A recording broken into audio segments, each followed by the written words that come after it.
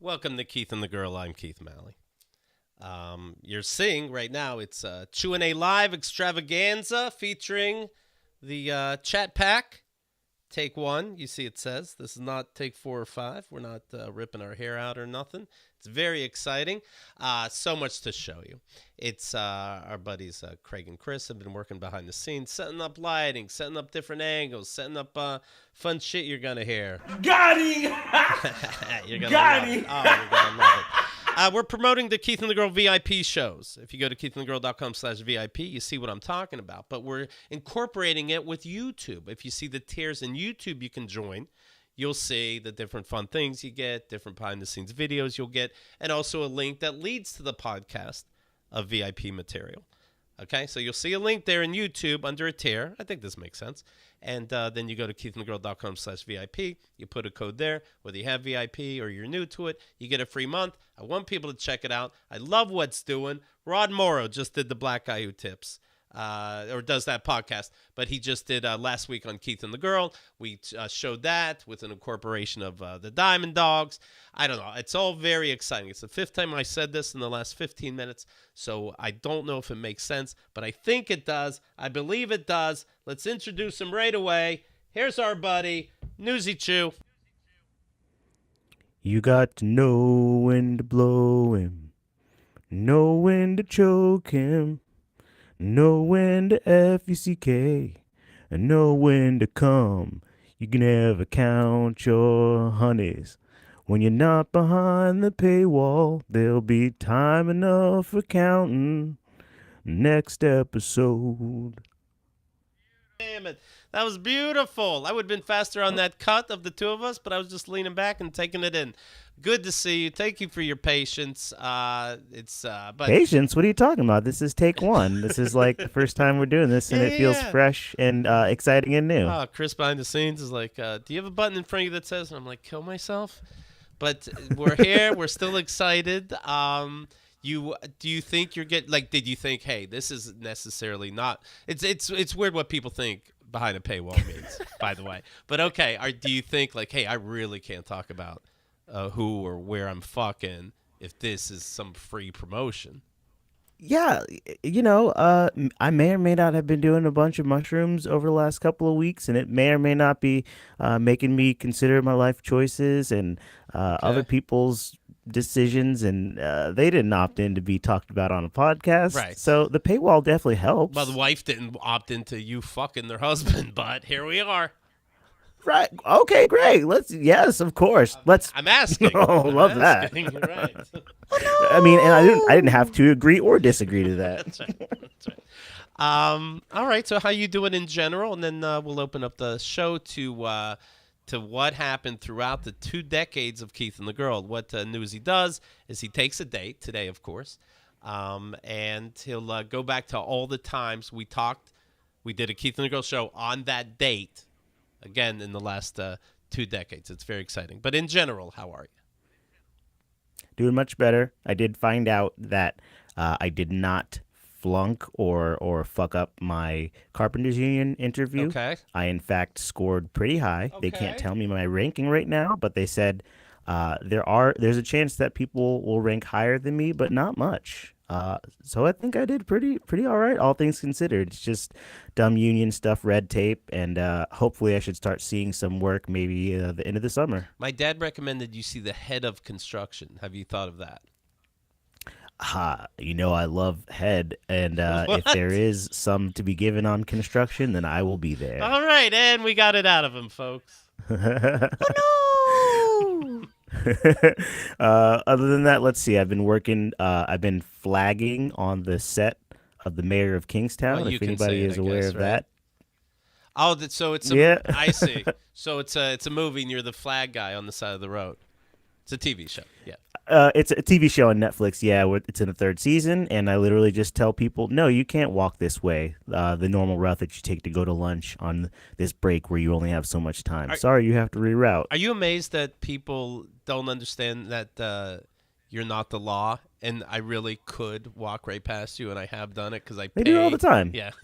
They do it all the time, and then you just hear over the walkie, "Oh, there's a bogey going through the shot," and then it just costs us 10 more minutes of our day. No, But all things it considered, costed me 40 what's 10 minutes more to minutes? get back to work. Yeah, so fuck it. Fuck your films.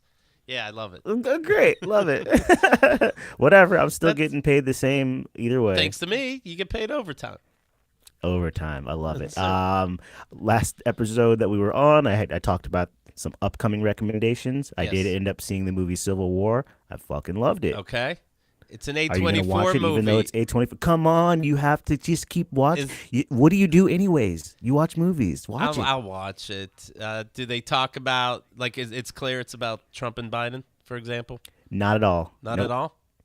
It takes place in a universe where they don't mention left, right, Trump, Biden, anything. They It's have just to they throw you. somehow. I promise you, they don't. They just throw you into a conflict, and you just have to go. And I love it. Like it really kind of shakes everything up. You can't tell and it whose leaves side you're you- on watching the movie? Like, hey, I could be on. You genuinely can't. Okay. No. Okay. You, as Keith the American, have to choose what side of America you're on, Yes. and they don't give you any more specifics than that. I bet I'd be So, able to tell. I don't know if you've seen, of course, maybe, but you'll lose the movie magic if you're trying to figure that out. You know, Right. A24 is all just like go with it. But anyways, in the commercial, you see Jesse Pinkerton's character, and he's got these pink sunglasses on, and he's shooting civilians indiscriminately. Okay. We walked out of the theater, and there's a guy cosplaying as that, just standing in the fucking hallway, and we're like, Oh. so you chose the bad guy to cosplay in this fucking movie. Well, this is my and you're point. just standing out in the hallway. You know who the bad guy is.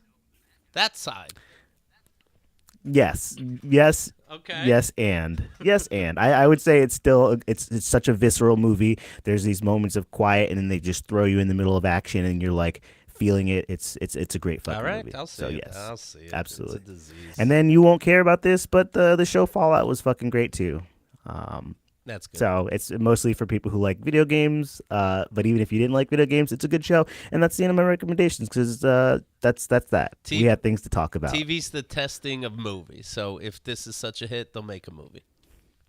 It's fucked. They didn't believe in this Fallout show, and it ends up being one of their most popular shows. They were just like, well, we made it. Here it is. And we don't know if you'll like it or not. And people loved it. So that's already like getting a second season. So great. Lovely. Things that don't have anything to do with me or the show. All right. Fantastic. Give us a countdown to opening up Chu A. Oh, okay. 3, 2, 1. Chew and A. Clap, clap. Boom. That's what we were working on. First take. We got everybody here. Mimi Cherry, thanks for joining us. How you doing? I'm doing pretty well, thank you. Excellent. Snicky has joined us again. Snicky, and yes, the instrument is at close hand. Hello, Snicky. Hi. Hey there. Viola, also in the chat room. Everybody loves her. How you doing, Viola? Hey, y'all. I'm doing good. And our buddy Chris. Hello, Chris. I am sorry for what I am to be sorry for. No, it's, I don't. You I'm owe happy to be me- here on take one. Well, you're fantastic. Thank you. So in the chat room, keithandthegirl.com/chat every Wednesday night, we hang out. By the way, yesterday was so fun again. It's such a fun chat room. This last chat Always. is so fun. But we put together a couple people from there to talk to today. And also, Mimi Cherry is promoting Oaklash. Probably sounds to me the Yes. biggest drag queen show of all time ever done every year.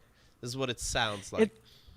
It's the Bay Area's premier drag festival with drag queens and kings. Okay, so we'll talk about that, and then we said, hey, who here knows about this business? Because I would act, does it hurt when you talk? And then Mimi would go, I would think so, and that'd be the end of my questions, to be honest. But you guys are in this world, and you can help me ask questions as we go. Also, Chu, when should we start this time around? What? Are we doing it now? are you talking about? Oh, we're just going back in time, We'll go like with the into show. You want me to Q&A. do Q&A? We'll do Q&A right now, and then drag will come up. Believe me, it always Okay, does. great. Sure. So Everyone, wait. We all together need to go. Right. You'll never catch me doing silly things on camera. Okay. Hold on, I have one of those So- buttons, I think. All right. Anyway, go ahead. Here on Chu A, we're not here to make anybody feel bad about past decisions or conversations. Excellent. We're just nobody needs to feel defensive about anything that we're Okay, going to talk well, about. Chemda's not here to defend herself. Okay, great. We are actually going to start with one of the most iconic episodes of Keith and the Girl that we have not discussed yet. Okay. This is episode 36. It starts in 2005. 36. No guest. No guest. Just keeping it real. And shut the fuck up. What? Let's go. What? Let's go. Let's What? go. Holy That shit. yummy. Holy shit. You get 10 yummies for that. That's incredible. Wow. Baby. Keeping it fucking real. One of the first, without doing any statistics or evidence, this is one of the first podcast recordings where shit gets real between a couple who decided to do a show and to just be honest about what's happening in their lives. And, there's somebody who's listening to this, the sound of my voice, who needs to hear this episode to maybe look at their life a little bit. You know what I mean? That's what I was working It's on. funny, It was a trick. I went back and listened to it recently, like not maybe a couple of months ago, and it's just so Ugh. good as the first time I heard it. I mean, when I say good, it like makes you feel like a deep, shamey cringe. Like, but it's just It makes so me good. it makes me feel like I'm at a restaurant and I'm overhearing a couple talking and I'm like, ooh, they should break up. Was the main point was my drinking, right? Correct. Okay, Yes. Yes. That is the main point. Yeah. Let's just get into and it. then I'm sure I made things like, well, if I'm not supposed to drink every day, how about just the weekends? Look at yourself There was if you a lot ever of- said shit like that. Yeah. There's a lot of compromising, a lot of, well, if you're gonna say it like that, and it's just like, oh, okay, that's where we're at, huh? But you come onto the show a little bit later because you guys had a little fight or an argument or a discussion earlier. Mm-hmm. Keith isn't even comfortable concrete saying we had a fight. And you're just like, oh, we had like a little discussion, an argument or whatever. So Right, I said that. Keith- Meanwhile, it's the opposite. yes. Keith was thinking, he was just like, hey, maybe there's just some days you don't do the show. And him just behind the scenes is just like, but what if this were a regular job? Just because we had a fight doesn't mean that you don't get to go to work that day. So we have to go to work today. So then, Just because Chris fucked up the audio 4 times doesn't mean we don't do a live stream, okay? Nobody noticed. But we go, it'd be if me and Chemda worked at a different job. Maybe we both don't go in that day. One of us says we're sick. So that's the difference. yeah, I don't know if that's how things work. So you were actually starting a regular episode, and Keith was talking about what he called his farewell drinking tour. Mm-hmm. And you thought that you'd just be able to sail through and talk about it and things, but, even the discussion of that was enough to set some like feelers off on Chemda. You're talking about finishing all the booze in the house. Yes. You're talking about, let's get through it The so then I ends. can I was maybe finishing stop. the ends. Yes, Alcohol to be goes clear, bad, they too. weren't full. They weren't full bottles. There was like a couple drinks left and things, but there was enough bottles that There's enough that it looked like you would have a library. there's enough that if somebody who's like a non-drinker was observant, then they would be like, "Huh, you've got a bottle there, a bottle there, a bottle." So like that's kind of the tone that's going on. Sure. No, everybody is whatever. I'm not defending anything. I'm just reporting the news. Chemda points there's out. a fun moment where Keith's like, and then you came down the stairs and you were like, but you drank all that vodka. Like, it's like he's trying to understand it, like he gets it, but he's also like, that's what you told me. Chemda points out that you drank multiple bottles of liquor in the house in about a week's time. In earlier recording, Keith didn't really see it as that big a deal, the actual amount. Because once again, it wasn't full bottles, whatever. I have woo doggy. This is a couple that fights on the air in my notes. I won't recount the back and forths because, there are certain times where it's just like a little bit of back and forth. And I'm like, this is for the listener who wants to go back and listen. And you should. So What were you going to say, Viola? I was going to ask Keith, now that you've quit drinking, what is it like hearing about this fight? I was ridiculous. It's that clear. Yes. Yeah, I'm saying dumb shit like, again, like we were just saying, like negotiating or, what are you negotiating about? That means there's a problem. Even if it's cake, what the fuck are you negotiating about? Okay, how about I eat as much cake as I want on the weekends? And then, and especially if the other person's like, and I'll give up. Like, you should even, like, why are you making a deal? Just look at yourself. Yeah, it was ridiculous. Yeah, it is. It reminds me of, when I was younger and getting in trouble, and this idea of just like, well, don't yell at me that way. I'm not going to respond to that, but it's just like, no, you need to get yelled at in this way. And you need to hear the words instead of hearing the tone and accept it as it is. And that's what a lot of that was. And even if I think like she's saying it wrong, and I don't even remember enough to say that, I know it's not the first time it came up, obviously. So that enough. It doesn't even matter what she's saying, quite frankly. She's saying something. That should have been enough. So Chemda says, I'm not thrilled to be dating a drunk. So then in response to that, Keith takes an audible sip of his drink into the mic. That's pretty cool stuff. I mean, it's already, there's already ice cubes and shit. Also in my notes here, I have I Tim should have thrown Micah. it against the wall. Then I'm done. Tim and Micah should listen to this episode. Oh, wow. Chemda isn't thrilled. Yeah, fatso. Chemda isn't thrilled about watching a person drink nightly and then not contribute as much to the finances as they could be. And she believes that the drinking is preventing you from getting a job. Sure. But do you think it's my fault that I didn't treat it like Tim does and call him the fat bitch? It could have changed the dynamic very quickly. You guys had 3,000 some episodes. It could have been 37 episodes.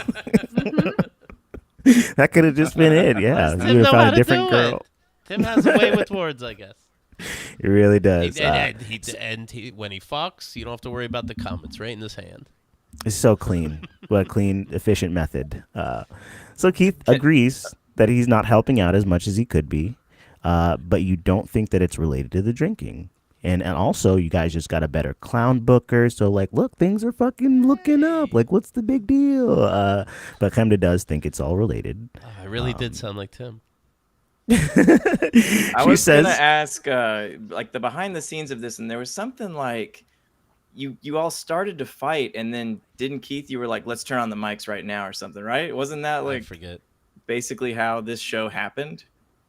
Well, no, they were doing a regular episode, and it started out what they both assumed was going to be a like regular episode, but then I guess Chemda was sort of triggered by Keith's just sort of being like, yeah, I'm just finishing all the booze or whatever, and she's just like, what?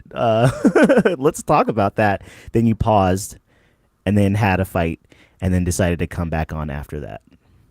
So there's a pause in the show, like we just took No. Okay. We pick up when you guys start recording again, see, but you do reference the earlier show. Yes. Okay. She says that there is such a thing as a functioning alcoholic, and she's worked with one before.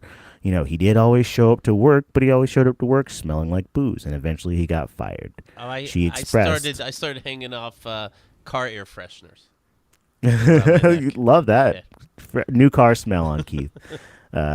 She expressed how she didn't enjoy some mornings telling you before jobs that you smell like booze from the night before and you need to take a shower because it's not how she wants to present to her new bosses. I can't help that booze smells. It comes out through the pores. Oh man, we had a bartender at my job who I don't like making people feel bad. So some days he would come to work and I'd be like, "Here's some mints." I'd put them in a little portion cup and I would just give them to him. Put them in your armpits. He's like, "What are these for?" And I'm like, "Well, if you don't know, then I don't know what to tell you." It's never them that want to take one, Toothbrush and mouthwash. What are these for, though? That you would hand this to me? But he is also sober now and looks miserable about it, but good for the process, I suppose. So then Keith says, "So what? Maybe I have a drinking problem." The conversation turns to another little back and forth about whether Keith drinks every night, and he's just like, "What is every night?" and all, just one of those kinds of things. What's your time zone? Right. If presents are getting away with all this shit, why can't I just say something to a loved one? Right. So Keith will stay up all night drinking, and you're getting up less and less to go with him to the gym in the morning. And you haven't been. I mean, sorry, you. This is Keith. We're talking to back then, Keith. So I'm using the right word. Keith wasn't looking for jobs like he should have been. And so Keith again says, "Let's say I do have a drinking problem. Will you help me?" And it's just like, you can hear it in her voice of like, I have tried to help before. Like you are asking me something that we both worked on. She's just like, I've tried to help you a few times and you do quit for a little bit. I mean, Keith. And but he always goes back to drinking after a few weeks. And she's just like, I don't think it's a girlfriend's job to keep having to remind her boyfriend of like, hey, don't you remember you said you were going to stop? Like, it has to be a you decision. You have to do it and stick with this. Yeah, I only do things, for the benefit of other people. Though that's the thing. I don't give a fuck. Mimi, you quit some time ago, right? I was just gonna say that, Keith's sobriety journey, along with other friends in my life, watching their sobriety journey, But mostly definitely me. helped inspire mine. Yep. Definitely Keith, because I've known you the longest and we have drank together. But I just restarted another 75-day cycle of, my crazy, whatever, hardcore way of rechanging my life. But part of that is not drinking again. And I feel great. And I didn't realize, I was telling friends of mine recently that the recent 75 break was the longest I had gone without drinking pretty much since I was in my 20s. And I didn't realize, now that I have so much energy from not drinking, that my baseline was just so tired. Like the little bit that I did let myself drink in the last couple of months, the next day I would just be so tired and I wouldn't be able to go to the gym. I would have to take a nap in the middle of the day. I would feel cranky. I would feel more emotional. It was messing with my anxiety. So thank you, Keith. Now I drink adaptogen magnesium sparkling water drinks.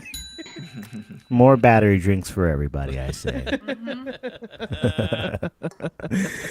Yeah, honestly, I see Mimi's Instagram stories, and she's got this little like trifecta of drinks that she has in the morning, and it really is just about replacing something with something else. You just like, oh, I have these other things that I have to look forward to now instead of the drinking. Even I've been getting into kombucha lately, which I feel awful about. I hate the people who love it. So the fact that I drink it now, I feel like I'm a traitor. But I don't know, it's a little fucking bubbly. It's a little tangy. It smells like ball sack. I don't know. It's a nice trade-off to getting messed up all the time.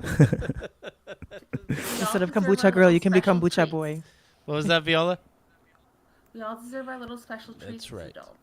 Yeah, hell yeah, treat culture. Now that you're sober, do you still give a fuck about drag? Absolutely. And it's Okay. interesting. That's another thing that came up recently, is that in nightlife, as we know with some comedians, that like if you go down that train long enough, you either get sober, you get a lot sicker, or you're just no longer with us. And so I have a lot of people in the nightlife scene, especially in the drag scene, that are very sober and very proud about it. And they were also part of the journey, but it was mostly you, Keith. Okay. Thank you. So And keeping it real. What's exciting, I think, about drag culture in San Francisco is you have folks like Kachina Rude who are also doing like harm my reduction friend. for folks. That is also doing what? Coachina- Sorry. Harm reduction. So in the middle of a drag show, Cochina will come out and demonstrate how to use Narcan, which is the shit.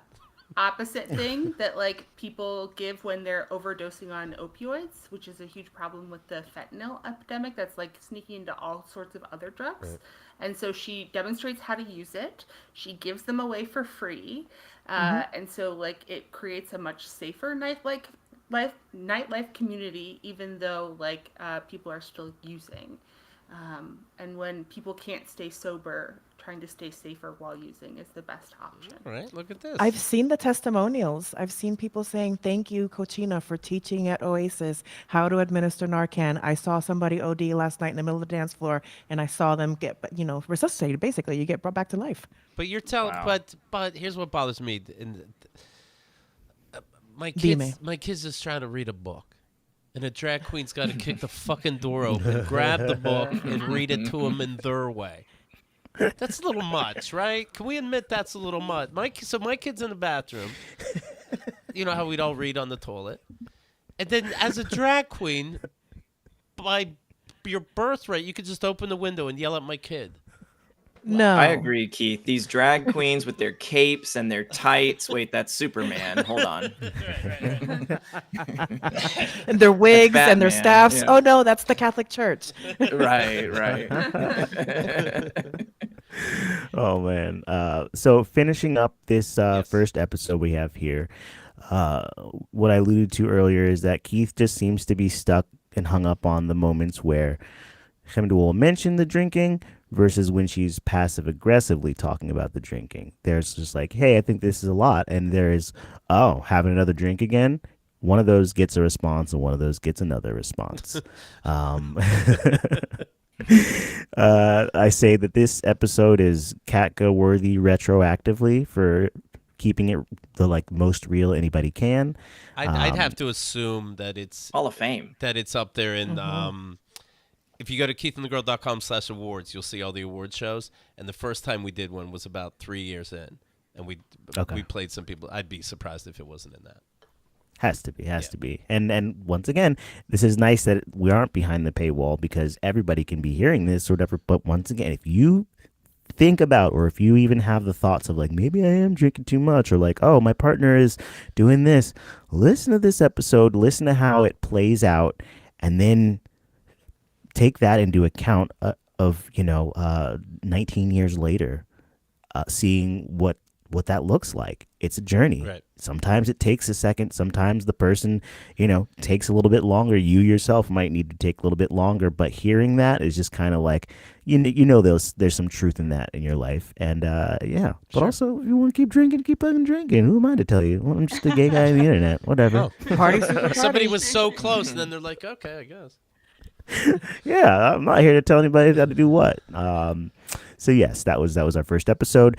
Today, actually, we've done April 25th. We've been doing Chu A for three-ish, almost 4 years now. So we've done April 25th before. So I did a little bit of grab bag. Just sort of, these are shows a day before or a day after, just so we can get some freshness. And even on top of that, I was selective and I tried to choose guests that we don't usually talk about all the time. Okay. So this is going to be pretty fun. The next episode takes place in 2008, episode 713. Okay. The episode title is if, let's say, somebody tries to do stuff all the time and then they're just like, nah, I'm off that. You would call them a Wishy-washy motherfucker. Give her upper. what else is a giver upper? Quitter. A quitter? Quitter. Correct. Oh. Correct. Let's go. Yes. Let's go. They is quitter with a person that Keith had to bully into He had to. them stopping their bullying behavior. Mike sometimes you Matera. just have to correct. Oh. Sometimes it takes a bully to stop a bully. You know People what come I up mean? to me years What, later you and they snapped go, his hand off or something? yeah, people come up to me years later and they're like, do you remember me? I'm like, yeah, I was your bully. Like, I always remember. Always remember. We were driving in a car and he would he kept flicking my hair, trying to make gay type moves. Obviously him not being gay, and just to speed things up. And then I kept telling him to stop, and he would touch my shoulder, touch my hair again, sitting behind in the car, where I caught his wrist and I just started twisting it, and I heard something crack somewhere, and he played it off and then stopped, but I fucked up some forearm somewhere. Well, I mean, this also, when I think about this, it sounds harsh, but I also had to learn the lesson of don't touch people who don't want to be touched. With Mike the intern, he promptly showed me, and I learned my lesson about touching people who don't want to be touched. So sometimes you got to learn a hard Sometimes lesson, you gotta and that's punch what back, happened. or you gotta break a wrist. Right, because you had given him enough Yes. verbal warnings and Yes. stuff. So yes, that's all out of the way. It's great that this isn't really this portion that I listened to isn't even really about Mike. It is about something much more sinister, something much more annoying than that. Okay. So, anyways, Crazy Mike is back, as we used to call him. Yes. And he intros himself using gay voice. So already strike one, But it is 2008. Gay voice was still in, so whatever. Was it drag voice? He was pre-drag, so yeah. He was a pioneer. Well, let me ask you this, Mimi. Is there something in that community where you guys tell yourselves, yeah, we can't do this. This is too far. Or is it anything goes? Everybody is respectful. We'll use whatever word we want. It depends on the room. It depends on the audience. It depends on the performer. Some of them are more respectful, and some of them are like hit clean eye and don't give a fuck. R.I.P. So it depends. But it's skewing to be more of a respectful space. But it really depends on the performer in the room. You gave a nod in Now- a certain way, Viola. Yeah. What were you thinking? Being a fan. I mean, I'm a really big fan of local drag shows, and I'd go all the time with my husband, and he's a cisgender man, and they'd like the drag queens would clock him right away. Well, me too. And they would immediately go up to him and like start groping him, miming sex on him, Yes. like a whole bunch of things that like he didn't consent to. And I've been into drag for so long that I've seen over the course of time that behavior decreasing in frequency. Yeah, I agree with as that. like our understanding of consent is Yes. like changing. Of like, yeah, I can't touch you casually and expect to get a positive response. So like we went to a drag show on Saturday and I don't think anybody touched him. Whereas like maybe 10 years ago, I would say half the performers would touch Bob. Yeah. And Yeah, now he's like, yeah. am I just not bringing it anymore? getting Am I, older. like- Am I not sexy anymore? Like what's going on? Yeah. I This think there's a little bit consent of an old culture is- guard, new guard kind of vibe for sure. Yeah, the consent culture is ruining his self-esteem. Do drag Um, people Go complain? Like, consent. You won't earn a cent. do drag people complain? Like, oh, we got to be fucking woke now. We did this because we were outcasts. Let's say. Now we have to play along. Fuck off. Do people talk like that? I mean, again, I think this comes into like a generational thing. I think like older queers, some of them are still kind of like that kind of vibe, versus maybe some of the people that I work with at Oaklash are a little bit more on the progressive side, a little bit more on the respectful side of making sure that, we're respecting brown, queer, trans bodies first and foremost, and then comes the performance. They like comedians do, because they're kind of comedians. Drag people, they have roasts. And they'll roast each Yes. other. But I mean, Oh my God, the roast of Hekelina is the best one ever. Oh, it is. do you ever feel like, whoa, these? I mean, they know your, the gender where you go to your regular job, the gender you are over here, how this affects Oh, your relationships. Do they get fucking? I imagine they have to get so nasty. The last roast that I went to, I'll keep the names not said, but they were roasting one of the people on the dais because they were about to be homeless. And they really were. And then the next day, they were sharing the GoFundMe of them needing a new home. And literally the night before, they were roasting them about to be homeless. And Yikes. another performer in the same show, they were roasting that person about that they should quit drag the way that their husband is quitting them. And they are now divorced. And this was this year. In 4 months. So yes. Yeah, one could say with the notion of shade and stuff, perhaps the drag performers almost like pioneered a roast. Right.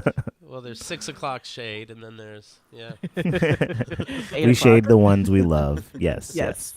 What I think is interesting about drag, though, is that you can be irreverent with your artistry, but you're always trying to be kind and respectful to other queens, even though you do throw Yes. shade. Yeah. and what's So, like, Go ahead, please.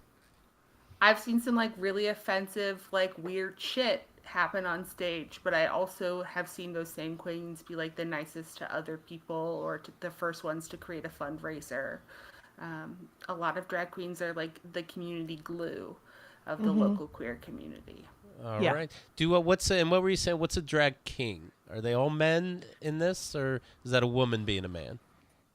Well, so let's think of drag. Let's remove the gender of the person under the clothes and let's start thinking about the performance on top of the clothes. So if you're hyper performing in a female presence, then you're a drag queen. If you're hyper performing in a male presence, you're a drag king. And then there's some performers that are doing drag and they're just kind of like creatures, but they're just hyper just colorful, hypersexual, hyper whatever, but it's about enhancing, making bigger, making more colorful. It's a performance. It's not necessarily, oh, I am woman dressing as man. I am man dressing as woman, especially when you take into account trans non-binary bodies that are doing a lot of drag. They don't even really think of themselves as a man or a woman. They are a they them.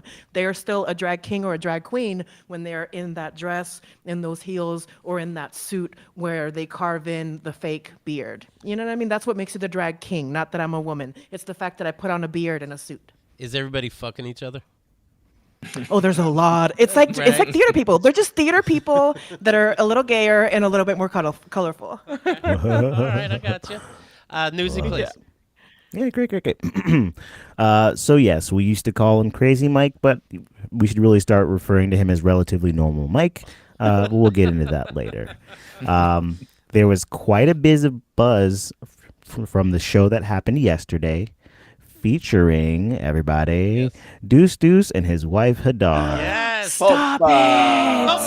That is a flash. I want shopping. When you guys reminded about the boring stuff, I'm like, oh yeah. Listening audience, once again, this is another classic episode. It's episode number 712, titled Once a Year. And when you think about once a year, Once ever. when you think about once a year, it's usually referring to Keith's stand-up and stuff like that. And just like, watching that show live from the video and all that kind of stuff, you're just like, what just happened? Basically, an adult, like a 5-year-old in an adult's body, managed to get on the microphone at some point and didn't sort of, maybe it's a cultural thing. I can't completely say it's a cultural thing. Like if they have radios in other cultures, so what a radio show is. They have radio. They talk in every culture. I have been to Israel, and they talk. So they talk, yeah. So they would understand talking.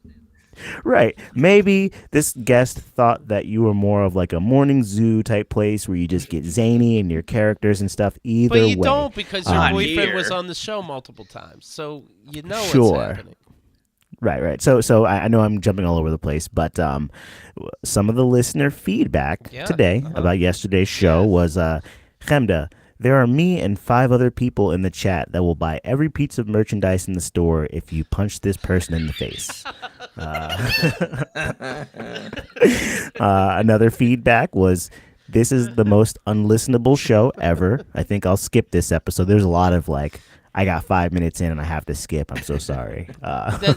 Feedback is so funny because this is a show, like if you had to pick your top 500 shows, your top whatever out of 4,000, this would easily make it. You would want that. For sure. Feedback like this is so fucking funny to me. So the last show we just did, Diamond Dogs and last week on Keith and Girl, happens to be old dudes.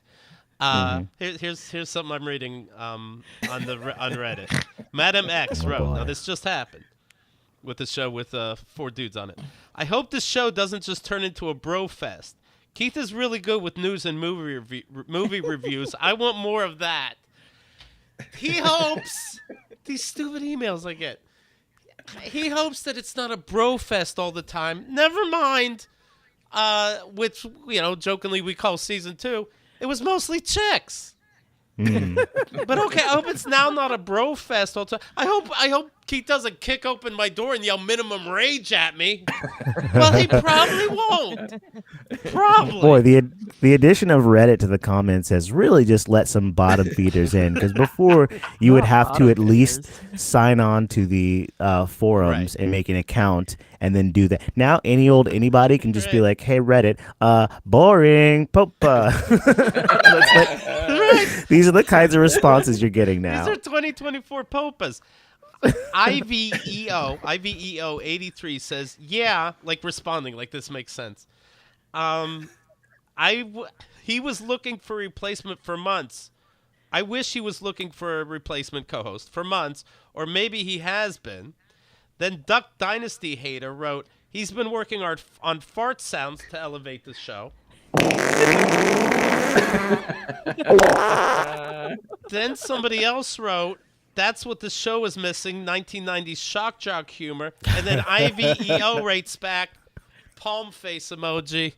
Like, oh no, he instead of looking at a co-host, he was looking at Vart. That's his own voice. I hope he just doesn't start farting in my food. I would say, as a culture that's obsessed with nostalgia, I think people should be looking forward to these sort of antics that you're getting into. You know? Return of the shock jock. Yeah. Pew, fuck pew, pew, that. I mean, if you think that this is a fuck right, oh, I hope it's not this all the time. Well, it is. Keith and a fart. That's right. That's right. I'm looking forward to when you get picked up by Gas Digital and the Legion of Skanks Network. I'd like it better when Keith does news. What do you think we did yesterday? We went about Passover, explaining that God is one of us. We talked about Curb Your Enthusiasm and Chemda's Shout Out. We talked about O.J. Simpson and why do we think of him a certain way, different than Mike Tyson. Tiger Woods isn't fucking and he's not winning. Chocolate-covered orange rinds. John Wayne Bobbitt lost his toes. He has nothing to fuck with left. That was news. You know what? When you put it into context like that, you did talk about a lot. All I did hear was the fart sounds, though. But Well, I I'm hope there's monitoring at least the pussy YouTube. farts. I hope. That would okay, be wait, fun. here you go. A fat. It'd be fart. Clean up after yourself.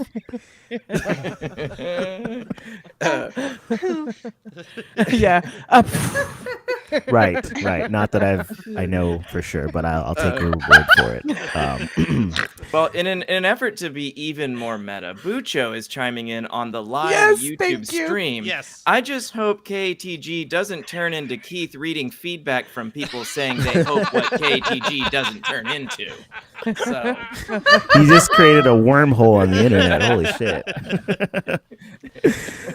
Going back to this episode, you know, the previous day got so bad that at some point Chemda lost her shit and yelled, "Shut the fuck up!" Like I'm sure it was a lot more bombastic than this, but literally, I can't think of too many shows throughout all the episodes that you've done that Chemda really just had to be like, "Hey, shut the fuck up!" Like, just shut the fuck up. Mike asks he was like, "What was the person that was doing so wrong?" So this guest, the wife of Deuce Deuce, who himself is already a controversial character. He's very annoying. He's very loud. He'll act like he doesn't understand what you're talking and just push on his point. It's very annoying. Was Deuce the one whose dad put the cigarettes out on him? No. Oh. Oh, yeah. Yes. Yes. Yeah. See, thank you. Yeah. Boom, 5 points. 5 points. And he said, I remember him saying, he's one of those people that forgives his dad and like everything. Yeah, forgive whatever you got to Yes. do. But says like it was a different time. It's okay and fine. But Tough I love. deserve that. I'm like, would you do that to your kid? No, not at all. But okay, all right. But it sounds like you have it together as per this episode. Right. So Deuce brought on his wife that he married after knowing for 3 months. Nice. Brought her onto the podcast, and so at some point she gets on the mic, and you guys were talking, making a story about the Pope, and that sound got into her ear, and it got into her soul, and everything about her was just, she became a soundboard of her own. You're trying to tell a story, and she's like, "What's this? The Pope, Pope." That it's just like that should have been in the coloring book also, just like Pope. And then she also found it necessary to tell Chemda when she's being boring. Boring. Talk about What? shopping, she said. The guest started saying, Talk about, hey, we should be dancing, we should be partying, talk about shopping, things I like. You guys were trying to do sports stories, and she was like, boring, who cares about that? Let's talk about, like, holy shit. Just give her the mic and walk out of the room and be like, this episode is yours. We'll be back tomorrow.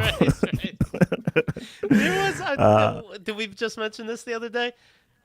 I think he was by himself. Deuce. But he would not leave our fucking house to the point that we had to, me and Chemda, he had to see us prove that we were leaving our house.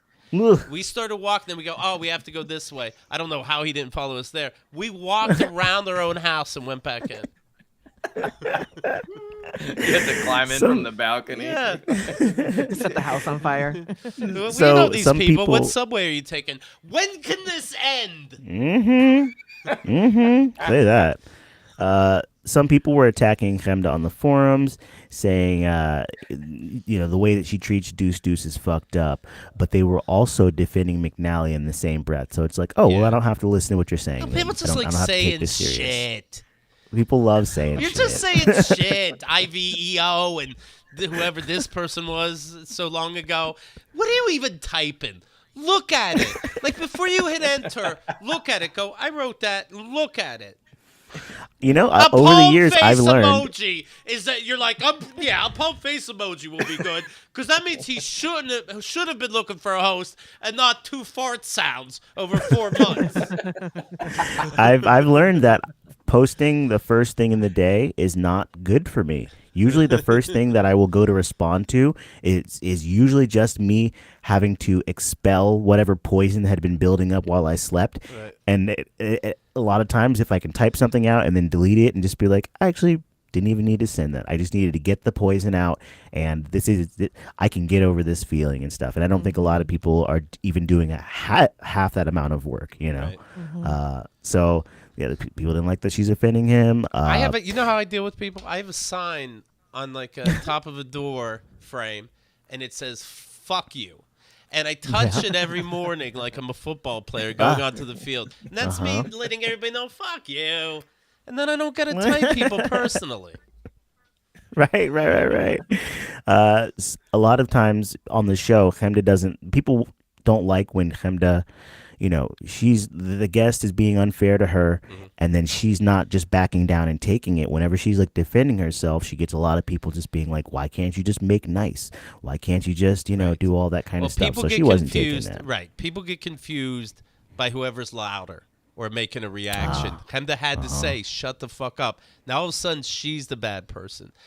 There's an argument, but somebody starts crying. It's the crier who wins. Yeah, people are that simple. Yes. Yeah. So then, There's also a lot of sexism in the way that Hemda got feedback in the Of first course. couple hundred shows. Like it's so much tone policing of like you're not allowed to be a lady and firm. Yes. yep, that's 1,000% what this was. You're spot on. You say first 100 shows, it kept going. There's people like that. First couple hundred, sorry. Julia, but no, it kept going on. Julia Scotti, Chemda was okay, I wasn't. I'm like, there's no difference. Going back to the idea of people on the forums calling Chemda a bully, she's just like, Keith puts booze in front of a covering alcoholic, and I get called a bully. So then Mike chiming in, and his gay voice again, just throwing that out there. He was just like, well, yeah, and Keith punched me in my arm, and it still hurts. He's the bully, and but he doesn't mention why you punched him. Yeah. So And I twisted it, and I broke something, and you should say right. Yes. Okay, good. We're 2 episodes down. Lovely. All right. We'll just keep this And going. we know half of all the drag information out there, so we're doing good. 100%. This is fantastic. The year is 2010. Yes. The episode is 1168. Now, if you had on your keyboard or piano, because they both have this same little thing, a thing Metronome. on there, if you pressed it and things were just fucking cool, things were Awesome A-okay. Okay, you got one word right. Something. What Awesome do I sauce. type on? Demo button. Demo button. No. No. Keyboard? Okay, awesome key. you got okay. Awesome Sneaky's key. almost there. Awesome. The key is awesome. The key of awesome. Natalie, yes, the key of awesome. That's the way to go about With it. Viola. That's it. So if it's the key of awesome, our guest would be Mark Douglas. correct. Very good. Yes. I was gonna So say you key of met awesome Mark. guy, but I don't think that counts. You met Mark during the 76-hour podcast where you were promoting the book, What Do We Do Now? Right. He feels, he kind of apologizes. He was like, hey, I think I was pretty drunk that night. I don't even remember what happened. And you're like, oh, well, here's what happened. During your segment, a guy called in and promised to staple his balls to the book. He did. And here's an update. He did. Apparently, taking the staples out was the more challenging part of this I whole wouldn't- endeavor. I would have Yeah. known that. Yes, Talk yes. It about was these nuts. Hello. right. I picked the fight. Got him. You talk about Mark's YouTube, which was the Key of Awesome, Yeah. or Politico, or Yeah. Key of Awesome is what you want to look up. Yeah. correct. And then I also saw like a little thing on the side because I went and looked up some of the stuff, and like a year ago, it's just like, why the Key of Awesome ended. So I guess they kept it going for quite some time. So good on him. You talk about his success on YouTube, and you compare that to what was also really big at the time, Funny or Die. Yes. You know, that was, Yeah, stuff was one of the great. better Yeah. meme formats out there. But, you know, Funny or Die ended up getting a TV show, and you're just like, it's pretty hit or miss, to be honest, whereas Mark's stuff was always hitting. Keith also talks about how it's weird that these days reputable news sites are using YouTube videos as like they will cite a YouTube video. Yeah. They use that as their content farming instead of actually going out and doing the news themselves. And you're just like, when was that acceptable? Right. They show it, then they put the person's name like at somebody. It's like, you didn't even talk to that person though. That doesn't, Right. and they're probably embarrassed. They're probably like, no, I was on the shitter. This isn't a real thought I had. Well, in Mark's life, he has a friend that writes for a news show, and even she gets a lot of her content from blogs. Now, blogs are things that we used to use to communicate our thoughts and feelings before social media really took off. Everybody had one, and some of them were videos. We call those vlogs. It's pretty crazy. One of Mark's videos, one of his first videos was Heavy Metal Cats. I went and watched it today. Very cute. And it did so well on the platform at that time. He ended up getting a lot of like metal music fans from it. So they Okay. thought like, oh, this guy's just going to do fucking sweet videos about cats and metal. So I then, hope it's not going to be all cats and metal.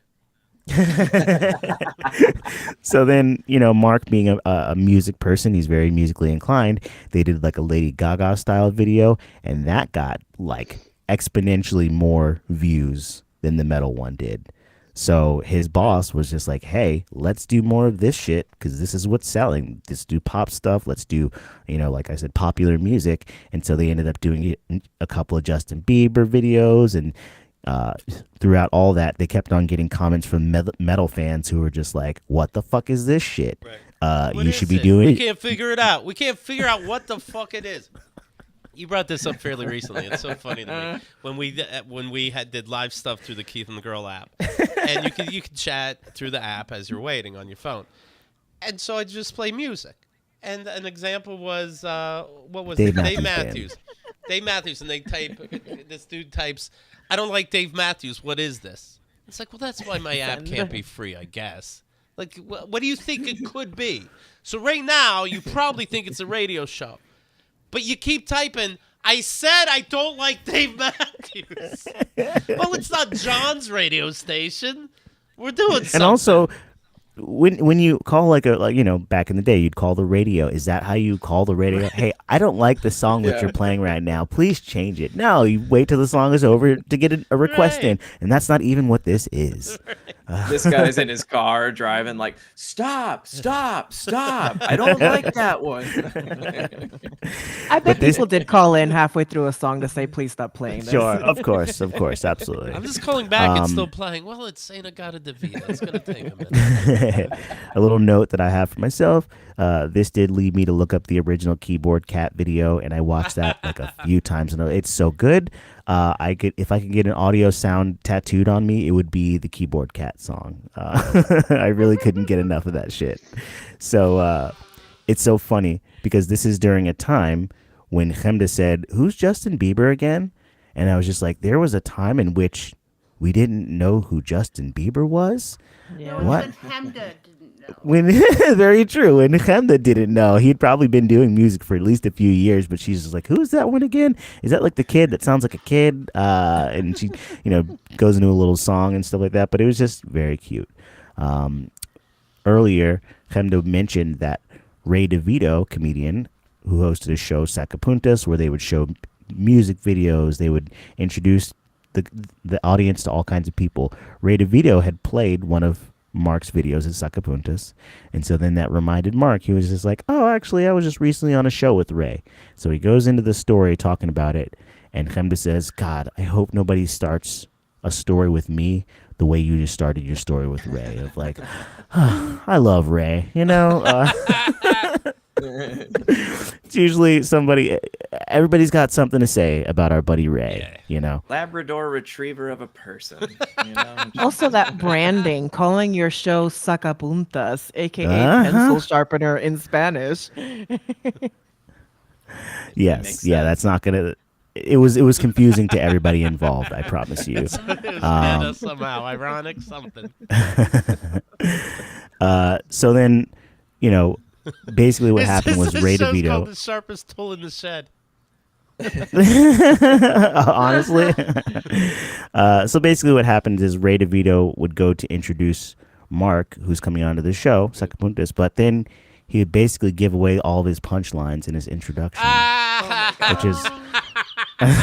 He's like, oh, he's gonna do this awesome thing where he says this and he does this and you're gonna love it. And he's But just it's like, not going to be about the "Thanks." animals. It's going to be about you. Go ahead, Mark. Yeah. So yeah, it's a pretty Ray-like thing to do. So great, good guy. That was that episode, and Right. it was cute. Next Yeah, I episode love we Mark. have here. I love him. I'm in Yeah, love with him. yeah. Was a super great guest. So the next episode we have here took place in the year 2013. 2013. All right. I'm a liar. It's 2011. I don't know where my keyboard mouse Let's is. start We're doing over. 2011. Okay.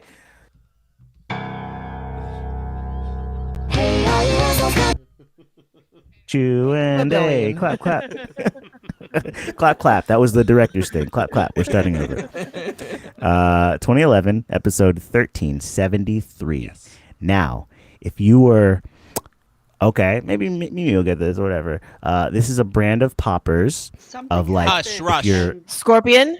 Oh, never mind. It's if you're going like really fast and you're in a faster. hurry. Rush? Oh, okay. Rush?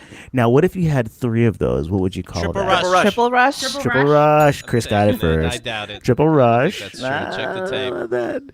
Triple rush, and this is with a person that was on the show and a person that was dating the person that was on the show. I know. And I know. Jess NYC and her Uh-huh. boyfriend.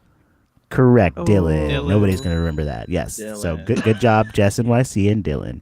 So yes, Dylan is on Travel Channel's show Triple Rush. It's about bike messengers in the city. Such a horrible Oh, show. yeah.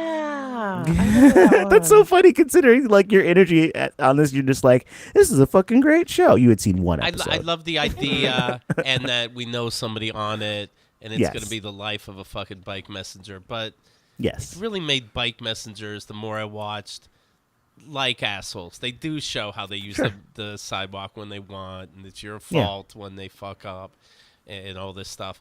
And then I remember, I don't know if it was before this or after this, we talked to the producer of it. He's like, yeah, what we're trying to do is show the human side of this. Shut the fuck up. You're showing a car jump over a fucking cab. You're not showing extra. It's not deep. No. So yes, Dylan ended up not being on like the second episode or whatever. So Keith just was like, great, I don't have to keep watching. This is perfect. Right. But Dylan being on the show, when you work at a bike messenger place, you're issued a manifest at the start of the job. It tells you all of your jobs for that day. He lost his almost immediately. So, that was like the big controversy of the first episode. And you're like, was it really that big a deal or did they play it up for TV? Right. And you can tell that it was probably a big deal and that they did play it up for TV, but it was like you can't lose that on day one. Right. Jess chimes in and mentions that Dylan loses everything, like just all the time, so she's not shocked that he did that. Is it And clear Kendra's like, in that show that she does not really like him, but he's handsome? no, Okay. no. Well, there is a point where you ask about their relationship, and it's very much like, things are good. But so Chemda's like, what's it like to see your boyfriend on TV and things like that? And she's just like, well, kind of, it sucks because I feel responsible for all this happening. He moved from Nebraska to New York to be with me, and now he's blowing up on TV. His life is going places and mine isn't. As So if she they have the was like, same career or jobs or interests. right. So she was like, just like a tad bit resentful of that, whether it's for comedic effect or not. That's for you to decide. They would be, and I love Jess, they would be at parties and he would say something and I don't know, maybe she felt it was dumb, and she would give this look, like,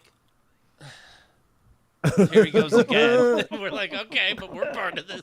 But, right. We can all see this dynamic. Okay. So for being on the television show, it's not his show. He's just a cast member or whatever. They got $75 a day, which seems a little low. Like low. Even extras on TV shows are getting like $150 a day. So that's barely per diem. Right, exactly. So for them and they're not paying extra insurance. No, of course not. They're signing away their life rights for $75 a day, and it's just like he's just like, look, I normally only make about $100 a day, so I'll take it. But what's this gonna do? Do I look up at Dylan when I want something delivered? Sure. Exposure. I need it immediately. But only if Dylan's I want the Dylan kit. I know, because that was pre-Instagram, where like a lot of people now will go on reality shows because it's the platform to then become an influencer, to then sell your product, to then A, B, C, and D. This was like more like real world era. Like, I think I just want to be on TV because it's TV. Correct. Well, speaking of real world, Keith says here, he was just like, when I found out that Dylan was going to be on the show, I wanted to get in contact with him. He was just like, you should be the next Puck, who is like, real world royalty of just the first person who's just like an asshole. Oh, is this your peanut butter? Guess I'm sticking my fingers in it, or just whatever the case is. Yeah. He's putting hands and stuff. He's being gross. He's blowing snot rockets on camera. Fix the car with your penis.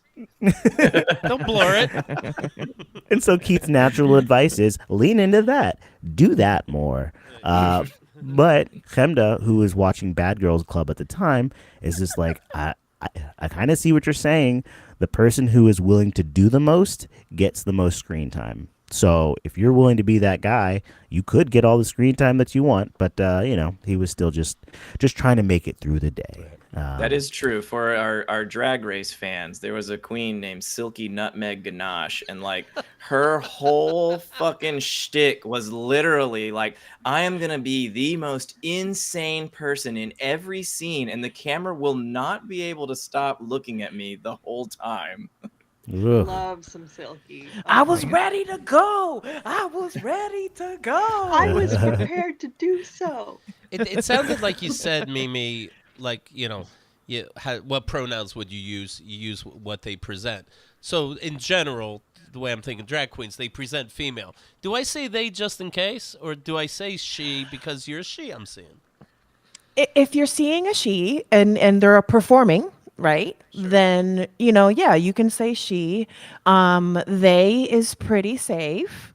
I want to be safe. I want to be maybe fun. I want them to know I get them. Maybe ask them their name and call them by their name and tell them call them beautiful. I'm going to remember. So what was that talented. last one? What was that last one? Chandra Cadillac. Silky Nutmeg Ganache. Yeah, okay. All right. I'll go with they. How about you know what every drag performer loves, regardless of gender expression? Money. Hey, gorgeous. Money. How you doing, gorgeous? Okay. Yeah, money too. Good job. Money. Yes. Mhm. But like if you're just, hey, gorgeous, how you doing? Like, just hey. But then I feel like I'm forcing it because, like, I'm just gonna go around calling everybody gorgeous. No, not you, gorgeous. Hey. You But gorgeous. don't You could pick just say me out of hi. the crowd. Just I'm the one who started with "Hey, gorgeous." No, I'm Well, just maybe being I silly. can get away with it. What's funny about Dylan's story, though, is that he was going into this job for orientation, and as he's like just starting the job, and as he's doing that, they're just like, oh yeah, by the way, we're filming today. Didn't even tell him what for and stuff. So like just day one, they're just like, we're doing this. You either want the job or you don't. So that's got to be fucking a little weird to That's just go into a weird. job and they'll be like, by the way, we're also a reality show for now. Right. For now, it could go. There's many ways this can go. You might be the president of reality. We'll see. It's up to you. It's like joining the military. I'm like, what do you get paid? They're like, that's up to you. I'm like, I doubt it. Oh, yeah, say that. I think there's rules. Chemda was curious what if they like continue the storyline with their personal life, or they follow you home, and Jess was just like, yeah, they had the option to do that, but I didn't want them in a messy ass apartment, so we said no to them following us home and all that kind of stuff. And so then this sort of leads us into So relationship Jess had a stuff. chance though to be at that level, and she blew it. Right. So what's she complaining Yep, she about? blew it. She could have been hanging out in the background, just being like, "Oh, me." She's cute. just She could have here. been like, I'm trying to learn how to ride a bike. Like that would have been Right. exciting for everybody. And you had mentioned earlier, but then we actually decided to talk about it. They have like an on again, off again relationship, and Jess was heavy in the forums and the chat back then, so it's not like we're talking out of school. Right. This was stuff that was talked about all the time, you know, Jess and Dylan and all that kind of stuff. And so, you know, Keith asks, you're like, so what are some of the problems you have? And then that's when the floodgates open and they just start talking about their business. Nice. So if you're interested in some business, that's episode 1373. All right. We're moving on to the year 2013. Let me ask, by the way, speaking of the drag stuff and people asking to be part of this show, Snicky, you get into this? Do you watch the drag shows? I do. I've seen every season of Drag Race and All Stars except for the first couple seasons of Drag Race when it was kind of like growing and developing in its flavor. What do you like about it? What do you like most about it? I just the production is out of this world. It's out of this world. It's even to the point like my partner sits down and gets into it, like, and as a cis straight male, he's just like, yeah, it's flashy. Look how much fun they're having. You know what I mean? Like, for me, I just really enjoy. I love. Obviously the costuming and the makeup and the production is beautiful and everybody's so talented. Do they try to sabotage each other, or are they not catty? Oh, there's some real catty business going on. I hope so. Okay. Okay, good. Yeah. All right. Okay. Yeah. All right. Newsy, please. The next episode takes place in the year 2013, episode 1766. I'm a lactose intolerant person, so if I had some ice cream, then my cream would be upset. Would it be bloated? Would it be empty or would it be full of gas? Correct. That's it. Good job. Full of gas. Let's go. And the guest shares the name of one of our producers and a word from the show title. Chris Chu.